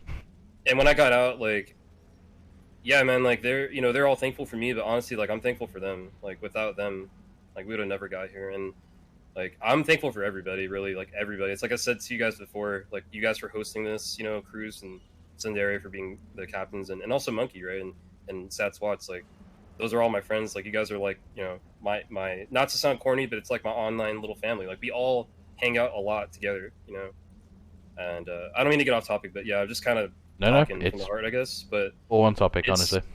it's I'm thankful for them for giving us like a good match, right? And like yesterday, I don't even know what to say about that, dude. Like we were just as stunned as you guys were. Like I couldn't even believe it that even happened, and just even in our previous match, like the one that we played on Hostile Grounds, like that that one was just so neck and neck, and we again were just so surprised that it went the way that it did, So thank you to them for keeping it fun, and of course, like this is a win for all of us as a group of friends, like no matter who won, like we were going to be happy, right? Because like we represented for our group, and that felt really good. Obviously, like I'm really happy we pulled it off. I just needed to cool down because I was just like overcome with emotion, honestly. Like I just like everyone's like, thank you so much, for doing, thanks for leading us to the end, and I'm just like, dude, you guys, like I owe you guys my thanks. So, with that interview, they definitely have massive respect on you. There's a massive bro love there, honestly. They were man. praising you a lot, especially, and they did mention about the demo call. Yeah. I'm gonna repeat slightly what I actually said to them guys and during the stream. Your commando was the center. Without you, Thanks. that result would have not been accomplished in that efficiency. I think that has solidified the whole strategy that you had there. Your Firebug would never have been able to use the Scorcher the way they did and how efficiently had control. Your Berserker would never have been able to actually abuse the Spartan as efficiently as they did. Your Sharpshooter wouldn't have been able to actually stun efficiently with the timing that they had with the space, like the distance-wise. Your Medic wouldn't have been able to actually use the area effect from their Z-time. I can't remember the name of that. Like, in general, you were the center point of that whole match. And you have everyone saying, like, GG to you. Like, honestly, because I think that call was probably the best thing you could have actually done for that match. It would have been very different, I would say, if you actually did go demo in the end. Yeah, and that wouldn't be the first time too for me. Like I, there's been many times throughout practices where we've kind of just like swapped things, and then we're like, yeah, we like this. I think we'll keep it like this for the match. And then in the actual match, we swap it back or we go something different. And that's happened several times that I've told you guys in the post games. Like we did it on what was the map? It was when we played you guys at Evac Point, right? We were gonna have me in that kitchen, but we actually ended up putting me in the front, and that worked out better. And I think for me, what I've learned from this is that I just need to trust myself more, because there's been many times that this is just a personal thing. Like there's been many times for me where I've felt like I don't know if that's the right move, and of course like I made mistakes, right? I made several mistakes already, but in this specific moment, like I was feeling really iffy about it, and my team just really saved me, and they were just saying like no matter what happens, let's just have fun. But I appreciate the compliment, and yeah, I was just really nervous. I was so nervous about like getting both sides pushed by like spawn rages or just larges in general, and we tried it in practice without the Berserker, and that's exactly what happened. We had like 3 spawn rage KPs come through the door where Newt was standing, and it just wrecked us. And so we were like, okay, we'll put Newt there. And that's like, well, what about the other side? You know, because the largest come from there, and that also happened as well. We had a wipe that we wiped 3 times in that hole today. Like Damn. it's rough. That's a really aggressive spot, and but I was like, you know what, let's just have fun, and like if it works, it works. If not, then you know whatever. And like I said, no matter what have happened, I just want to be clear. Like I have like nothing but respect for Hazardous Monkey and everybody on that team. I know all of them so well, so I would have been proud of them, you know, and I am proud of them, of course. Like not, I'm not, but it's just overall, man. Like I'm just really happy. So It's good games overall. A lot of good games. Yeah. we're actually going to go back to that point you actually made. Your neck and neck matches yesterday. Now this is from both perspectives. Now obviously, wait a minute, just to remind myself, who actually played first? I think we played first every game. Yeah, you guys played first. Yeah. Let's play first. So, Monkey, we'll start with you on this one because obviously where you had the first match, I'm assuming you were watching on their match afterwards. Yeah, I watched them all live. How was it? Because yes, because you did the party thing in the general chat. How was it coming up to them moments at the end of that set on their match when you almost like that neck and neck? How was it? You know, it's tough because like that match was like so catastrophic for us. You know, we had a Husk suicide that took 2 of us out, and then we had a death on top of that. And so pretty much right off the bat, we had like conceded the match. I think all of us were pretty much like, we lost. And, you know, 2 deaths on top of the other team when they started playing. And then to see that it was so close anyway, I mean, 3/100ths of a second. I think Vaughn even said, he's like, because we're all watching, right? And Vaughn was like, I'm 200 BPM right now. He's like, my heart's beating so fast. I was like, it was just incredible to see, like how close it was, even with all like the mix-ups and stuff. I mean, I think we all wanted a neck and neck moment just once in the entire tournament, but I think that kind of neck and neck, I don't think anyone would have imagined to be that close. Yeah, I mean, how often do you expect to go down to decimals? It's pretty rare. And then I have to go down to the 100th place because that's how close it was. Yeah, I mean, I literally went straight into my logs. I was comparing, and I had to write them down just to make sure I got the right numbers. And I wanted an answer personally, and I think everyone else was like, "It's 1 second." Like, can you check the logs? Can you check the logs? I'm checking them. So I think I pinged Chris right away. I was like, check the console. And he's like, I'm not doing it. And I was like, what are you talking about? well, he crashed on the first one, so he wouldn't be able to see that one. But yeah, I definitely made sure I went straight into that. Obviously, Tamari, you are in that actual match. Obviously, your hearts would have been pounding, especially to see what the result was, whether you won or lost or drew. How was that moment for you and your team? It was just absolute like pandemonium because, like I said, going in, like I made it a policy, you know, that like we wanted to uphold the integrity, and you know nobody in my team watched the match at all. The only thing that I knew going in was just what their time was, and that was it. And so at the end, you know, I actually forgot. I was just so busy dealing with what I was doing. I kind of talked about this last night. I was just trying to make sure no one got stuck, you know, clearing the front and all that. And then when we got the kill, my teammates were like, "Oh my god!" They were freaking out. I'm like, "What's going on?" And they're like, "Dude, it's the same time." And I was like, "No way!" And then I went back and I checked, and I'm like, "Holy crap, it is!"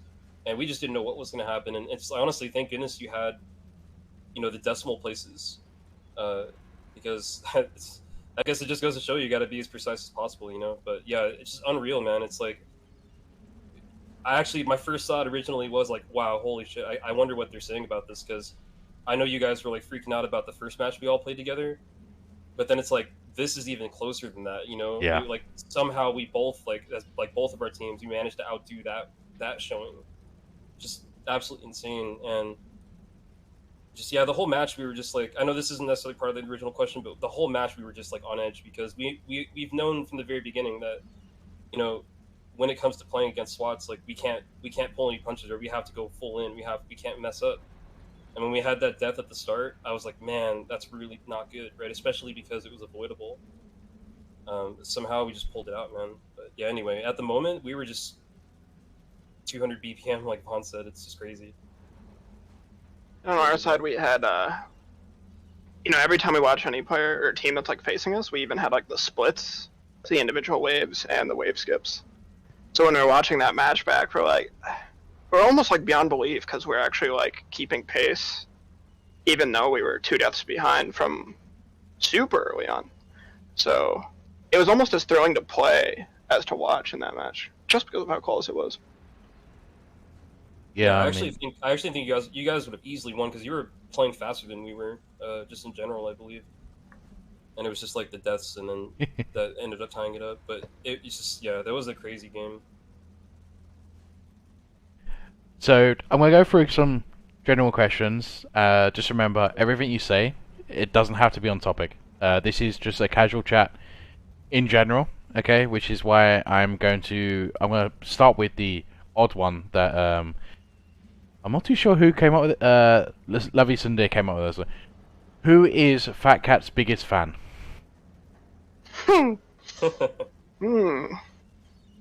That's just for both of us, just to answer, or? Yep, that's between you two. I think the funniest thing is, like Fat Cat he has a huge Killing Floor online presence, but he doesn't talk in any of his videos. And he doesn't really respond to fans at all. Maybe this is like leaking Fat Cat's like personality, but he doesn't respond like amazingly well to like fanships. Which it makes it like twice as funny, right? Because we're all like calling ourselves Fat Cat fans, and Yeah. And he's so funny. He's just the funniest guy. Mario, you want anything to add to that? I mean, as far as like Fat Cat's biggest fan, honestly, I don't know. I've never thought about everybody. I guess like we all love Fat Cat. Like Fat Cat's he's just an amazing guy to play with. Fat Cat is like kind of he's just always so positive. That's what I love about him. He brings a really positive energy, not just to like this team, but like just in general. Every time I've ever played with him, he's always just been. It's like he's never mad. Like I've never seen him get tilted. I've never seen him be upset. He's just always laughing about something, and I know that's what I really enjoy about being around him. But everybody just has massive respect for him. We're all Fat Cat's biggest fan. Yeah. So I hope I don't see any fights on who's #1 fan or anything after this. We'll keep it clean, yeah? Okay, next question. Your favorite Z and why? And you both have to answer this one. Favorite Z? I feel like if this were to like leave this chat in any great expanse, people would roast me, but I think I know. I actually think the Riders and the Edars are like the coolest. Like no one likes them, and I think they're super cool. I somewhat enjoy the EDARs. I can't say they're like an enemy that's like implemented amazingly well, or at least were originally implemented well. But I think there's a lot of enemies in the game that people just like run like through the mud like crazy, and I kind of like enemies that like spice stuff up. And I feel like Flesh Pounds and Scrakes are like too low hanging. Yes. So Yeah, I agree. I think some of the medium Zeds.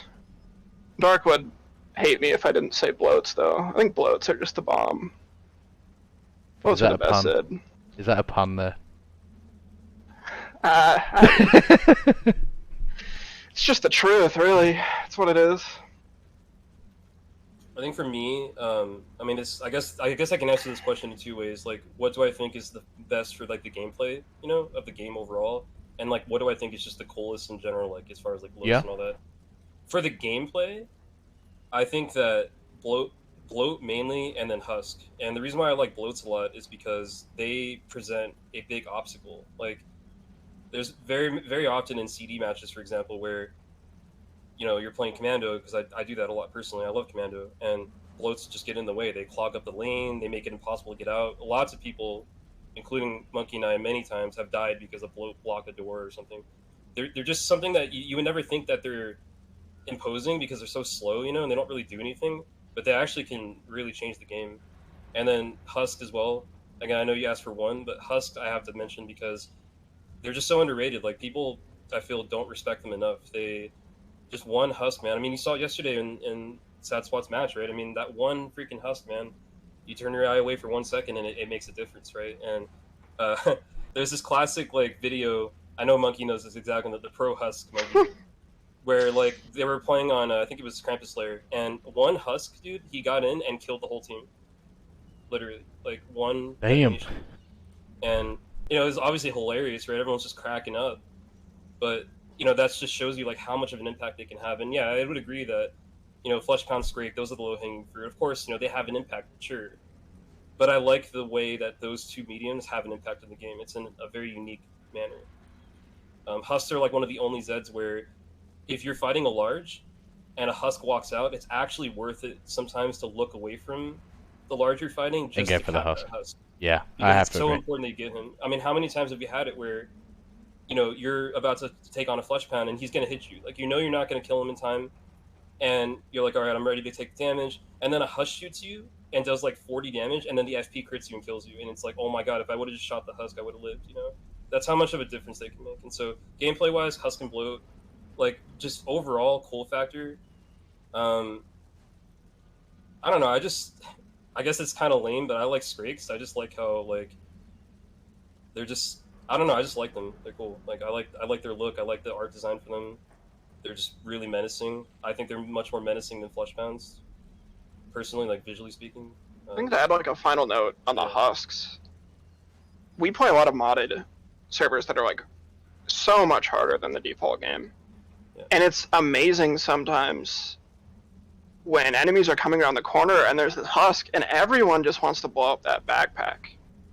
And then you'll, like 1 in 100 games, you'll just shoot the backpack and right around the corner is like a quad FP. And in our modded games, like pretty much all the time, there's no spawn rage, which gives the teams like some equality in terms of their matches and allows you to like deal with enemies. And then all of a sudden you have like a 4 spawn rage FP right around the corner, and it just completely changes the game. I love how some of these enemies like completely augment. You know, they give the players the decision to like take them out in many different ways, and if you make the wrong choice, like you have to deal with the consequences. So actually following with that, I actually do have a ragdoll effect on my custom server. So depending on how hard you are hit, your character will ragdoll for up to a certain amount of seconds. So that means you are defenseless. You can't do anything. Oh man. So I've actually got a moment where my custom Husk, we call the Hellfire, which is the explosive version, actually hit one of the Tripwire members on their on their actual stream. So I'll link that soon. That one would, you know what? I'm just gonna put that in the chat now because that has actually been one of my highlights in Killing Floor, like since the start. So yeah, basically, like if a Husk hits you, you could be out for a good 3 seconds maybe, and yeah, I don't know really what to say. Like Husks are just definitely the top notch of of all situations. I have something I wanted to add to that too, because you know, like you, I watched that stream too, and it was really enjoyable. And they also, Tripwire also played a match on my servers with our mods as well. And one of the mods that we have a bunch of custom game modes, and there's one called Arms Race, and it's essentially gun game, if you're familiar with that. And one of the caveats in the gun game mode that we have is when you die, you can become a Zed by clicking on them. And if you were to go and kill somebody with that Zed, you will actually take like a level from them essentially and advance yourself forward. And it was really funny because we were playing and Monkey was there and he just kept going Husk and just trying to blow people up. It was just a really good time. And I think he managed to get Yoshiro and got maybe even me at one point. I think he tried to get me and you almost did, and then I barely like caught you in time. But I know Too slippery. But yeah, it's just a lot of fun. Like on the topic of Husks, I guess it's somewhat related still to the question, but yeah, Husks are just so fun. I love that Zed. Husks are definitely just the most underrated, but God, do they kick like pack a punch? It's visually everything. That is the one to go to. I like your Just go through this. over here. Oh, this clip is amazing. There we go. Where did that hair come from? Oh, where's He's streaming it on Twitch. You from the Hellfire. That's actually open that up? I think that's Daredevil. Yeah, and then he flies into like space. Oh, this. Yeah. I know this. I know this. Yeah, so that's like one of the best, like, for... Oh my god, what is my thing doing? Or what? Stream, what are you doing? There we go.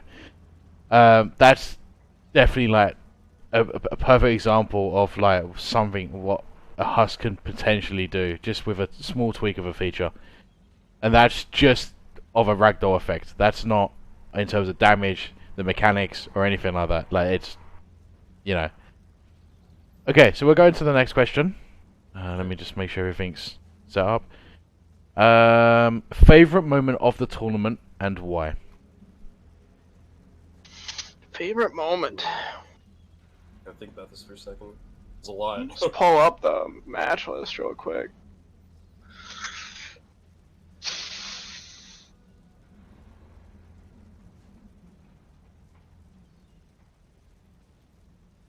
That's a tough one.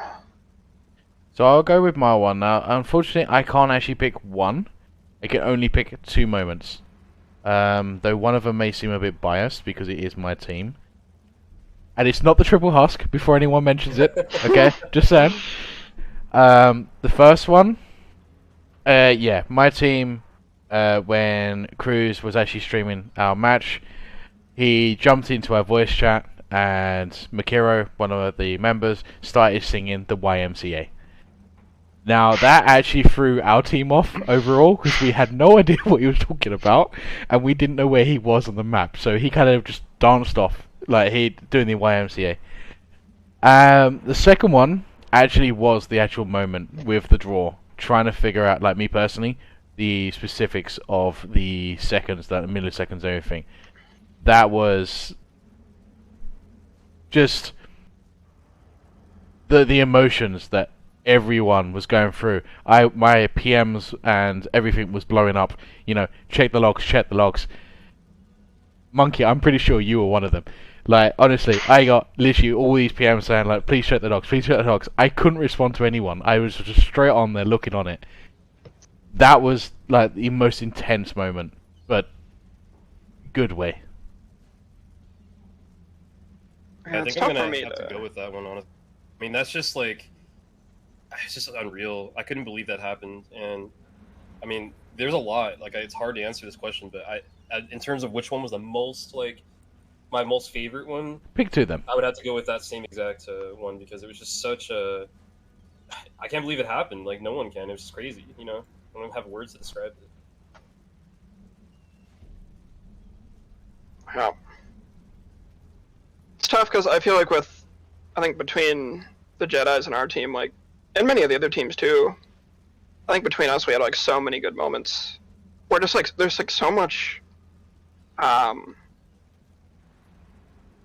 many different moments where like so many catastrophes could have like blasted through each team. And I think both teams showed like a lot of just strength and like dealing with this like absolute madness. And oh man, I still will, like, it'll keep me up at night, that double husk suicide. And like those moments where like you don't know, like when you otherwise are like so sure like something's gonna work out, and then like someone just like put the blindfold over you, you don't even like know what's gonna happen next. And having to deal with the unexpected.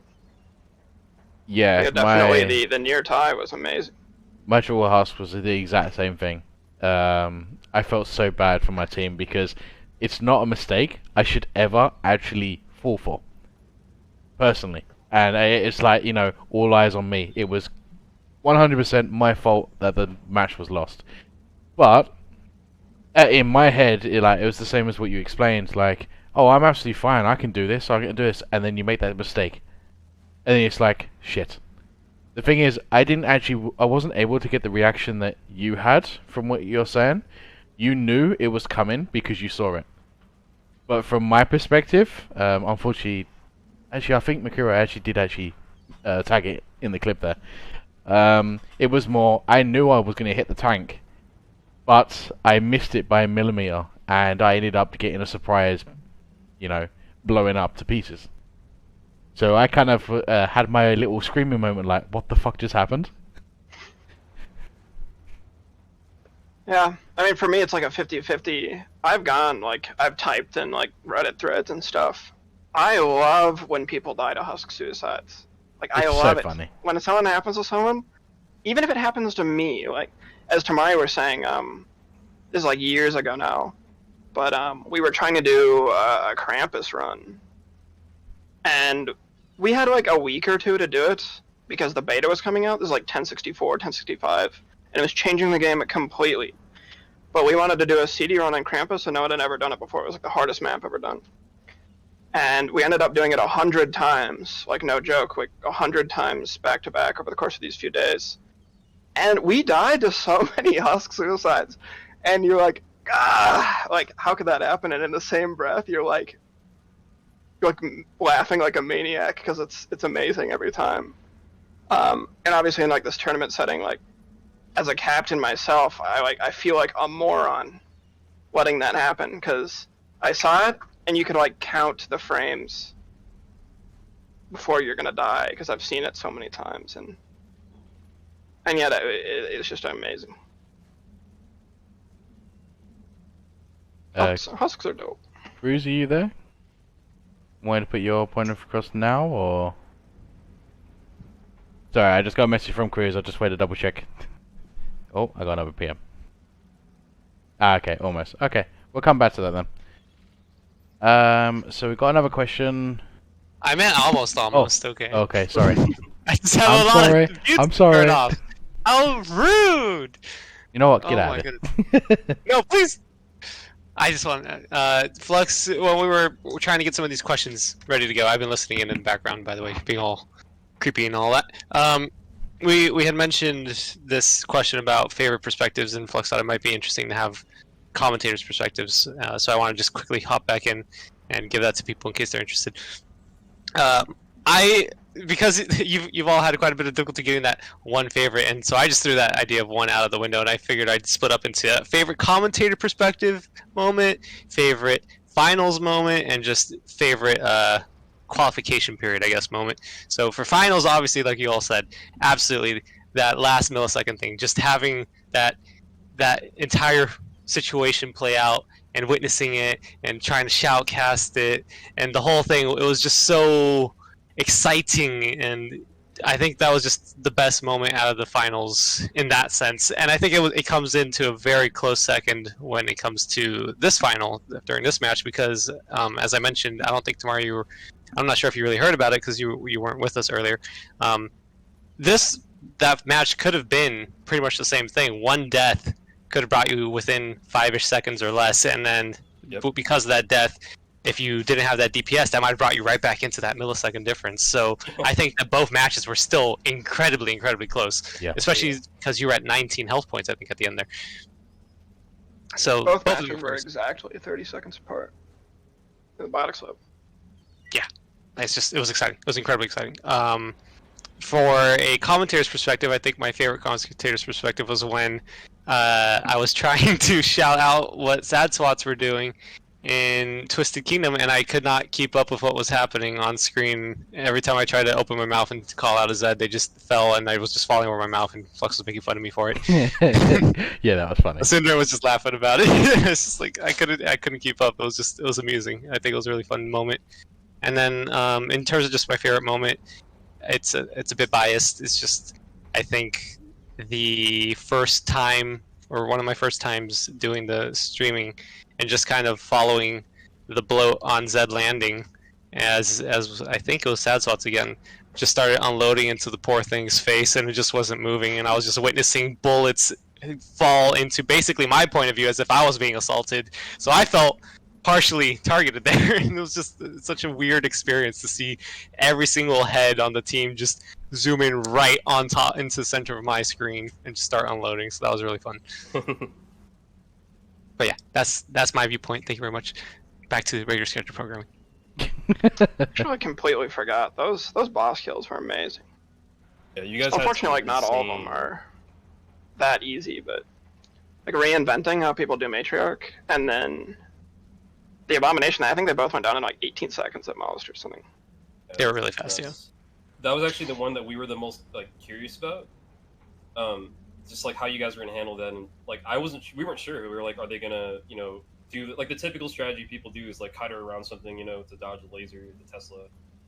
You guys just like freaking melted her. I was just like, holy crap! Like, I didn't even know what to say. That was actually my favorite part of watching you guys. We took like an hour before that, and we were doing matriarch strategies, and we're in there's like a new version of some test map. And I was trying to, because I'm very comfortable with, you can actually bait out the red laser. It literally can't hit you if you aggro it a certain way. And so we were just trying to bait out the shield phases and kill it, and I think it took us like over 1.5 minutes. And I think someone just said like, what if we DPS it? And so we just used our medic as a tank and killed it in like 17 seconds. And it just blew our mind. We've never seen anything like that before. And if you have a team that isn't perk limited by perk stacking, you could do it in like so much faster. Oh yeah, definitely. Every moment when I was the boss, just being shot in the face was the best moment.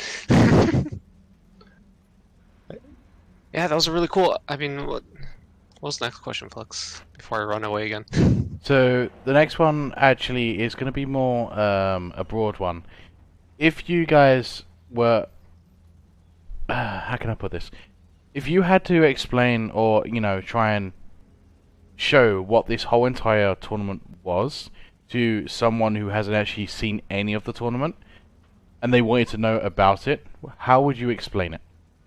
And how would you recommend it to them? You find the absolute worst spot possible, play it as best as you can, and that's pretty much the name of the game.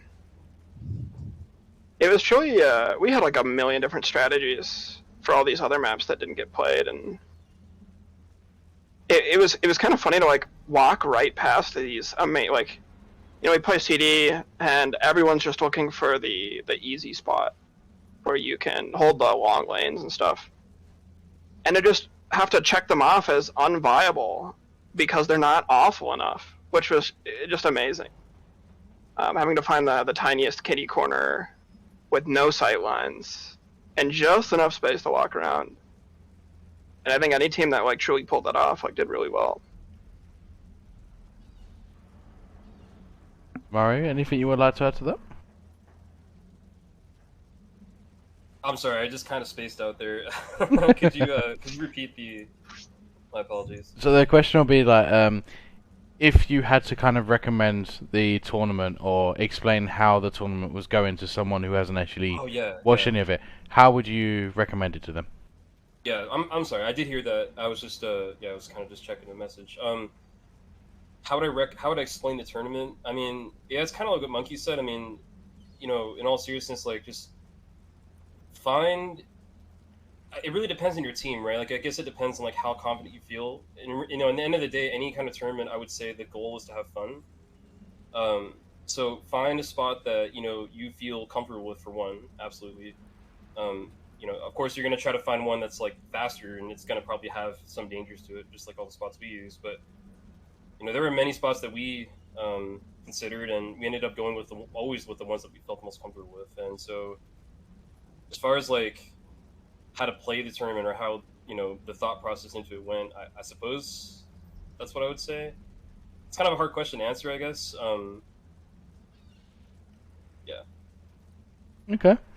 I think if I would add on to it a little bit, Yeah, I think you pretty much just need to get out of your own way when you play these matches.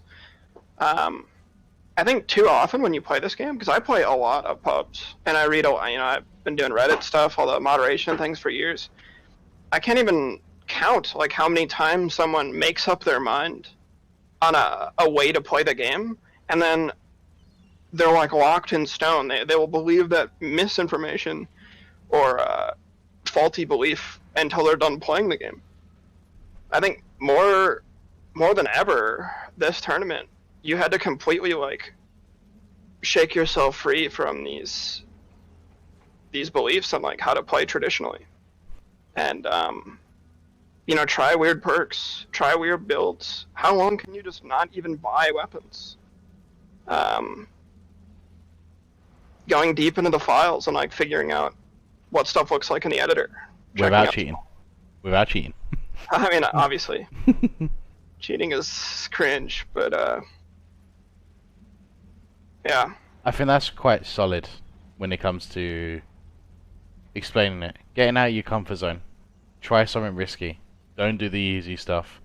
Can you skip entire traders?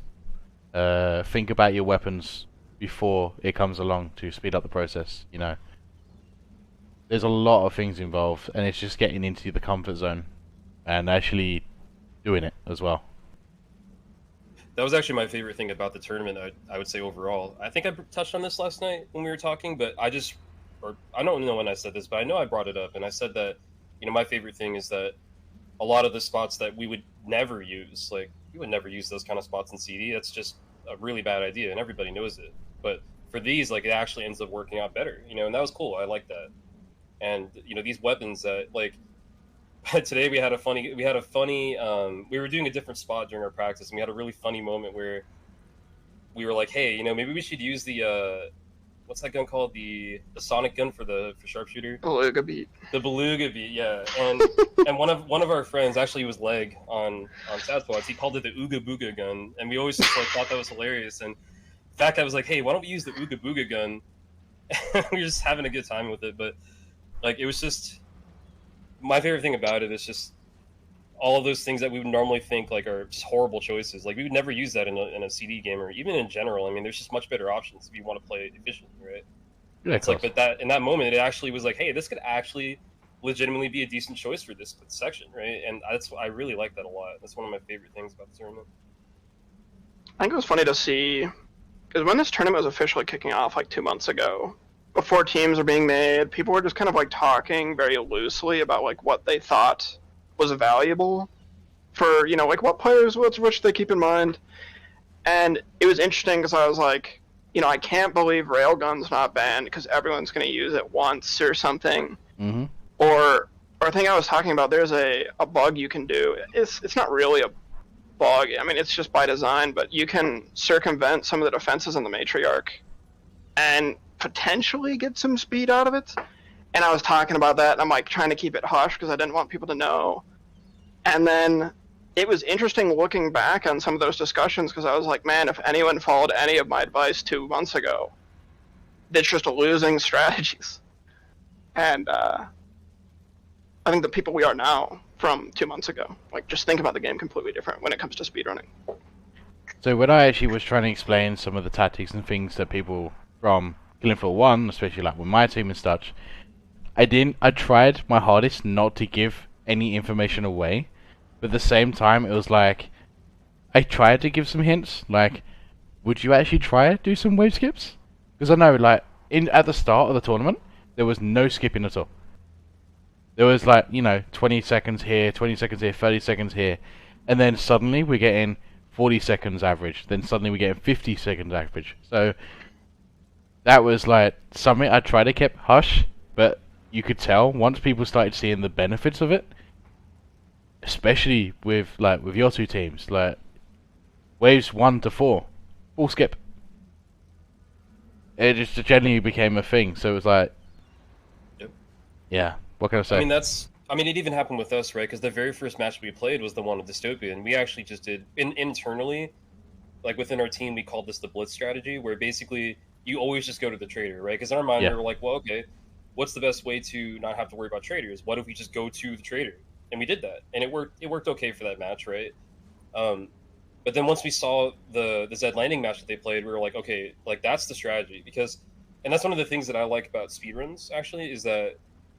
I mean, I guess it's a good and a bad thing depending on how you look at it. But personally, I think it's a good thing. Is when people find new strategies, it like redefines the game for everybody. And like my favorite example of this, like not to go too deeply into it, is actually Zelda Ocarina of Time, where back in the old days of that speedrun, they used to just like use movement speed, things to like make them run faster, and then someone literally found out how to like skip the entire game by just teleporting to the last boss, and suddenly like that was the strategy, and like everybody switched to it. And it just takes like one, so I mean, you can really, if anything, like thank Monkey's team for kind of pioneering that strategy. Like we knew about those things too, but like to be honest with you, man, like we didn't even really know what the best way to play was because I've never sped run KF2, right? We were just like, hey, this sounds cool on paper, and you know, we did it and it worked okay. But then they kind of like evolved the strategy for everybody, and I'm a fan of that personally because I'd rather have the competition be close and interesting, right, than like a complete blowout or, you know, definitely not any wipes or anything like that. Just like fun, close competition. Like the stuff yesterday and even today, that's like, I love that. You know, I live for that.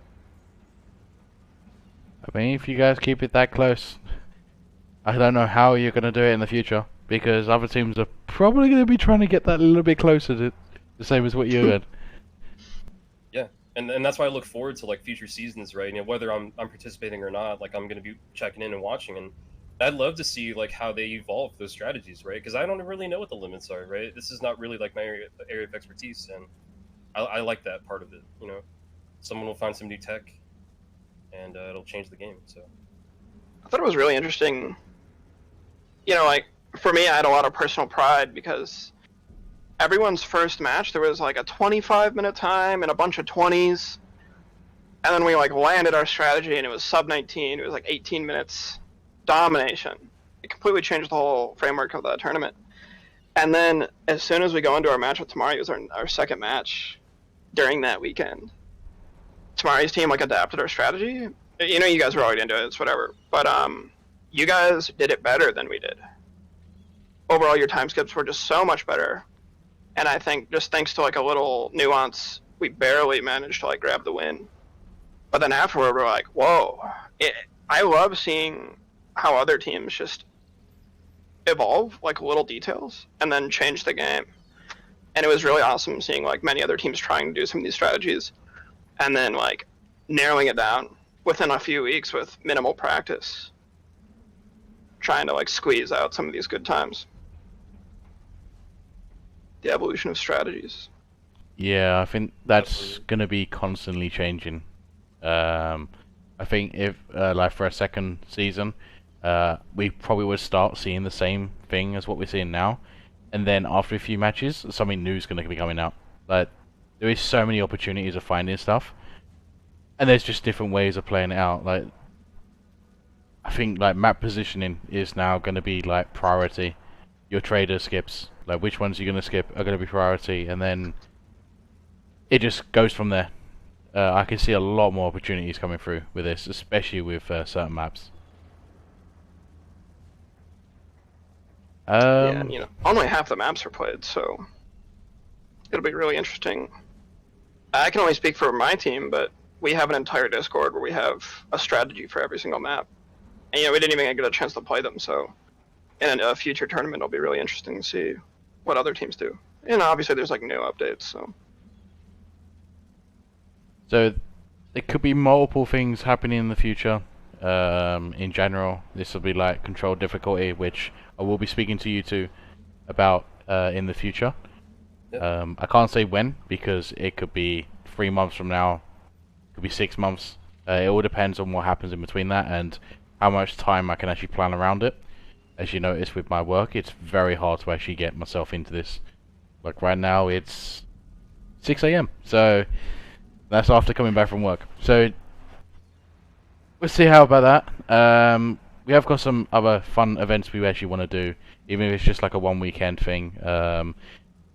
Some examples: having everyone as the same perk, restricting certain weapons, like the weekly we have got the cowboy mode. It was basically that. I didn't realize they were even making that mode, but it'll be slightly different. Just other little things like having maybe 20 players in one match and then seeing how it all plays out. So, yeah, you know, actually, a good person to ask for that is actually Voodoo Doll, because one thing that he likes to do a lot on my server is we have this the bot that I wrote for my Discord server. It's got this feature where you can type in a command and it just basically generates a random perk, a random loadout, a random skill setup. And we've done like entire matches with that. It's just like everybody rolls, you get one free mulligan, and then you just have to get whatever whatever you get. That's your thing. And you get the crappiest like setups at times, and it's hilarious. Like, it's just so funny. And he's done like I think one of the ones I remember he did was like pistols only. Like literally single pistols. Like there's all sorts of funny things you can do. And I just wanted to quickly like respond to the thing you were saying about CD. Yeah, if you have any questions about it, feel free to ask. And you know, I don't mean to like advertise or anything like that, but you know, I'd like to personally like invite you to come play with us sometime too, so you can get a feel for like how it feels, you know, playing the mode. And I know you have your concerns, and like I totally understand where you're coming from, and you know, maybe you might feel better about it when you see, you know, how it actually plays out. And everybody, like I said, from Sad Swats and my team, we're all like best buds, and we play together like daily. So you're always welcome to come hang out with us and check that out. Definitely gonna hit And that in the up. future, if you need help, like, yeah, I'm here to help you out, man. I just, like I said last night, man, like, this game is like, I love this game, you know? I want it to survive. It's why I do what I do, and if anything I can do can help you help the game survive, you know, by helping out, like, your tournament efforts and all that, I'm all for that, man. So, I will probably take you up on that, because I know when we had the original talks and everything, you especially actually came to me about control difficulty and tried to push it quite a bit. I know I'm very stubborn, but I knew I think I was DMing you like all the time too. Yeah, but I kind of had like a goal, and then I was like, I need a base model to see how everything goes. Now I've got the base, I can experiment a bit, and then see what actually works and see the side effects of the good and the bad. But obviously with more research, because I actually have looked into it a bit since then, I'm definitely going to give it a try at some point. It just depends on when, because obviously the 8-hour difference in our time zones does not help in the slightest. It's kind of the cool nature of the CD community too, is that, you know, everyone wants to play with 6 players. I don't think like many of them get together without it. And people just are like, I want to play. When can we make it happen? And then it fills with 6, and as soon as there's 6, people jump. And we have a bunch of EU players who just, there's a queue going, so people jump in. And fortunately, if that's not something that's like a cup of tea, Tamari has a bunch of like pub-friendly servers that have CD settings, but they're like really friendly for people just looking to have those, that like level of consistency, but like in a more of like a free-spirited environment. Yeah. I mean, they actually are running CD. They're just like using, you know, because the name of the game is controlled, right? And it's just using a watered down setup, but it is in fact actually CD. And so, it's meant to be like a bridge, like Monkey said. You know, it's like a gap between, or not a gap, like a stop gap, I suppose, is a better word. Where, you know, you don't, because some people, it's like going from like pub play to like some of the crazy stuff that we do is a huge jump, and it's too much. And those servers that Monkey's referring to are designed to be like a middle ground for that. So, like I said, you're always welcome to come check it out. I know that's like sounds like advertisement or something. I don't mean it like that. I genuinely like, if that helps you, you know, make your decision easier, I'd be more than happy to have you there with us. And I think Sundari's there now, and I think Dragonfly came. And you know, if you guys ever want to check out a game, like we'll get Monkey and we'll get Vaughn, we'll get everybody in there, and we'll play a game with you. You know, time zone's not really an issue. We can figure it out. I've got EU servers too, so. I mean, I wasn't actually going to mention anything at the current moment, but I might as well just say it out there. I was thinking about opening a section of the Discord server for you guys to be able to actually put all your stuff there and say, look, you know, gather some players, do all that sort of thing. So I'm more than happy to open a section up for you if that is requested. Okay. 2 other things that I will actually touch up on. Now, I know Cruise Control is going to be very happy on this one. Z-Eternal is something I am actually thinking of trying out as a tournament too. I've personally not tried it, or at least not for extremely long time. I kind of know the basics of it. It definitely can have like a... oh, there we go. Yep, Cruise is happy. It definitely has a... I wouldn't say RNG factor to it, but it's more... there's a lot of opportunity for players to actually make their own choices, which will then add some more strategies and open-minded players. So I think that's something I would really like to experiment with. Oh, there we go. Most people won't even know about this. I'm also thinking about having a tournament on my own RPG mod as well, with my own balancing. But that's because I changed the core gameplay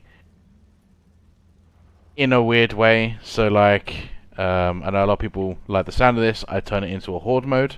You have more Zeds. They have faster faster spawn rates. So the actual total Zeds per wave are almost doubled per player. So it goes up to 64 instead of 32.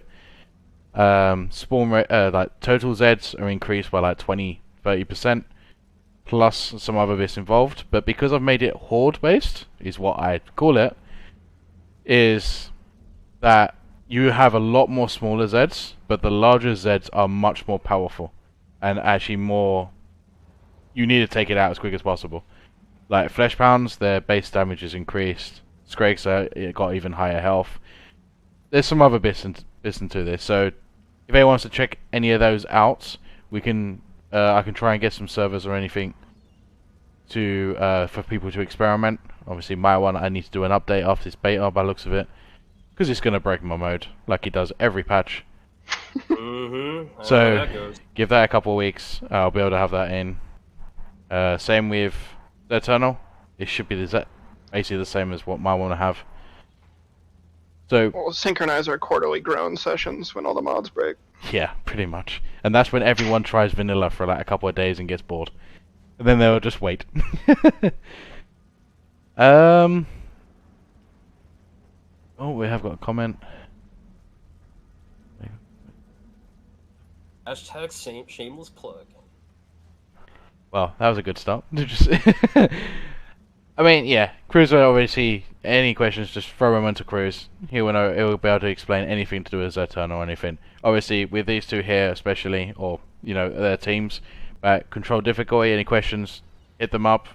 I know they actually wanted to try and get more players to get involved with the control difficulty.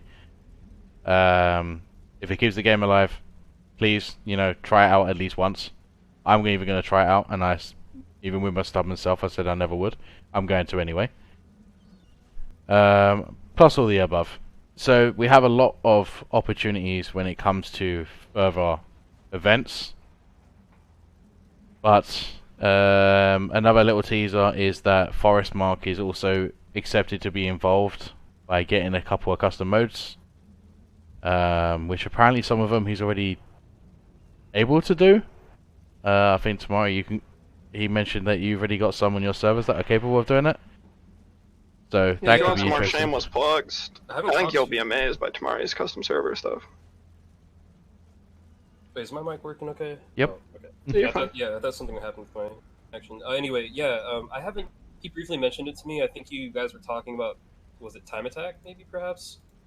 I have to admit, I don't really remember because it was a little bit ago when he brought it up to me. But yeah, Forrest is just, honestly, I call him a wizard. He really is. That guy has done things with the game's code that I never thought were possible. He's just an absolute beast, and for the most part, like, anytime you might think, like, yeah, I don't know if that's possible, like, there's a high chance that he can probably do it. So yeah, there's Time Attack, which actually already has, like, a record system. People, like, try to set, like, high scores and stuff like that.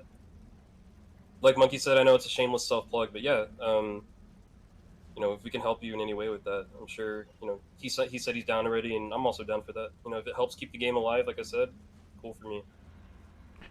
So we're gonna end it up with one more question, because this one actually, I tried to have some fun with this. You guys probably already figure out what I'm actually mentioning here. The passwords. Yeah. Now, I know it started off very basic, but then I thought, you know what, as things were getting a bit more fun and interesting, I started spicing them up. Would you like to explain to everyone how the passwords were like and how silly they were? The I'm a one fan for of a me good that we password. were laughing at the most was the I forget, it was like somebody's nudes or something like that. And Yep, Tamari's you were nudes. and then it was Tamari's diaper, and I was like, what the heck? And I was just trying to figure out like what that meant, and it was just really funny. I don't know. So there was nothing meant by anything. It was just like I picked a Oh, no, player no. and I mentioned it, and I didn't realize until afterwards when you got that one. It's like, wait a minute, I've done 2 on your name, and I felt bad, but I kind of just went past it. I was like, yeah, just get past it. Just don't worry about it. No, it's totally fine. I wasn't even upset about it at all. I just thought it was funny. I was like, that was so random, and I can share sympathy with that because everybody knows that my passwords are like pretty silly. Like they're just, it's like, why is that your password? You know, so I get it. Okay, so with all that being said, I think that's actually everything we can actually go through. Thank you very much, guys, for actually playing out through this and going all the way to the end. Well played again, honestly. You've pulled off some amazing stuff and strategies. Anything you guys would like to say before we end this stream? You want to go first on that, Monkey? Yeah, I mean, I'm almost like speechless. I feel like there's like so much you could say. I mean, these last 2 months have just been incredible. I think to just piggyback off what Tamari said earlier, and what we talked about, I love the opportunity to do something different. I've been playing Killing Floor forever, and first time I've ever done anything like this in the scene, so it was really cool, and I hope to do something like it in the future if it fits me, or just watch other people transforming the game in a way I didn't see possible. Yeah, I think I would say all of that, and of course, every single time I'm on here with you guys, I always say thank you to you guys. Thanks to Monkey's team, thanks to all the competitors. Like, everybody made it fun, right? We all made it this tournament, and I also wanted to just like personally shout out like my community. So many of them were here, like in the chat, like supporting us, and both of our teams. Like I said, we're all like a big family, and I'm really grateful that they were so supportive of us, and they really cheered us on, and they really came through for us. Yeah, it's just so surreal. Like, I never really even really fathomed the idea of a tournament in Killing Floor at all. And once I found out about this one, I went and I searched more into it, and then I found out about the KF1 tournaments, which you're also affiliated with, FluX, and I was surprised. Well, I was surprised that they existed, but I wasn't surprised to see you, and it actually like made me feel pretty good about it. And I was like, this is really cool. Like, he knows what he's doing. He's done this before, and it made me really stoked about it. And now that we're at the end of the road, like, I'm just really grateful that we had the opportunity. So thank you so much for that, personally. Been my pleasure. Thanks to Okay. the commentators, everybody. Yeah, so I do want to get my own personal thanks in there for everyone, because without the captains, there is no teams. And these captains have been back and forth in PMs when there's any concerns, any information needed, anything. It went very smooth just from that. Even scheduling wise, there was an issue. They found an issue before it even got too late. Got a message, went in voice, we sorted it out. Hands down, straight up, sorted within 10 minutes. So, that was actually the only concern I really had when it came to scheduling, and it went completely clean. So, thank you to all captains, especially for all that.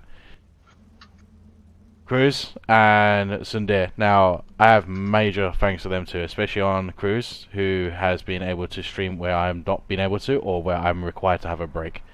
I know I kind of pushed away from having a break most of the time, but it's like, if I didn't have them guys to be able to actually help me out here, I don't know how much more exhausted I would have been. I've been able to sit back a little bit more than I was expected to, and yeah, there's not really much I can really say about that. I probably could have made myself really ill without even realizing it, but they helped me through. So definitely, I was stoked about that. honestly. I did not want that happening to you. Yeah, you guys stuck by.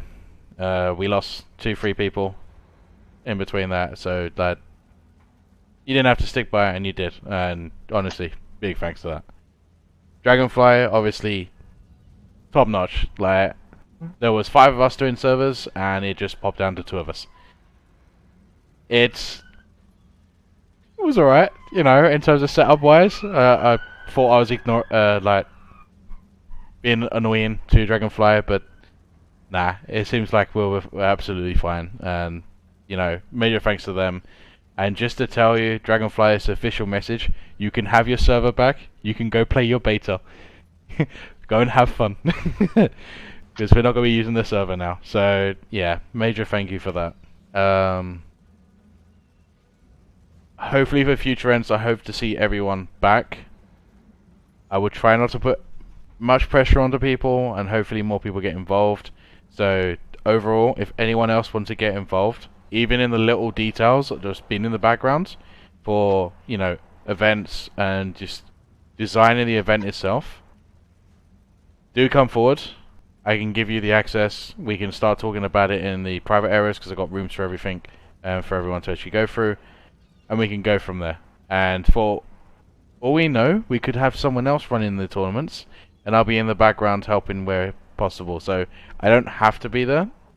I'm able to give people a bit more freedom as long as they go through like the guidelines and make sure everything's run smoothly. I'm allowing a bit of trust in there. Just don't break don't break their trust or the loyalty. That's all I ask for. Community-led, community-run, for the community, by the community! Yep. It's FluX. FluX is the community. Oh, I won't go that far. Come now, FluX. Without you, none of this would have happened, alright? Let's be real. Yeah. Thanks to FluX. First and foremost, as I've always said, for just having started that little spark. Because, you know, it's like the MVP conversations. Obviously, you're not the be-all, end-all of this, but it's a really critical position that you've taken up by kind of starting it, bringing people together, getting Discord servers set up with assistance throughout, obviously, making sure that schedules are organized, dealing with the fact that we had to skip a weekend, you know, adjusting your work schedule. That's just, I mean, you need to have your own shout out. I think it's a really critical thing to do. And of course, my thanks always goes out to the teams, because without teams, there's no tournament. So Hazardous Monkey and Tamari and everybody else, thank you for having partaken. Thank you to the people watching, because that always makes things more interesting, you know, when you know people are watching or just having fun. Thank you to the community in general. I hope that this goes well in the future.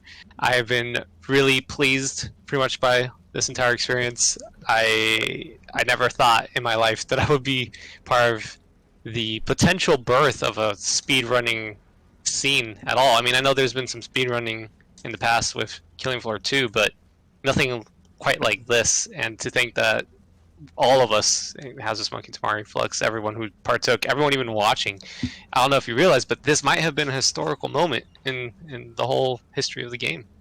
This might be the start of something big and fresh. So just thank you. It was tough, like you mentioned, but I'm sure it was tougher for you, but I think it was well worth the time. So thank you for giving me the opportunity to have actually partaken, FluX. Not a problem Really at all. Yeah, with all that being said, I think we can probably just end it there. So once again, thanks to everyone for the support and everything.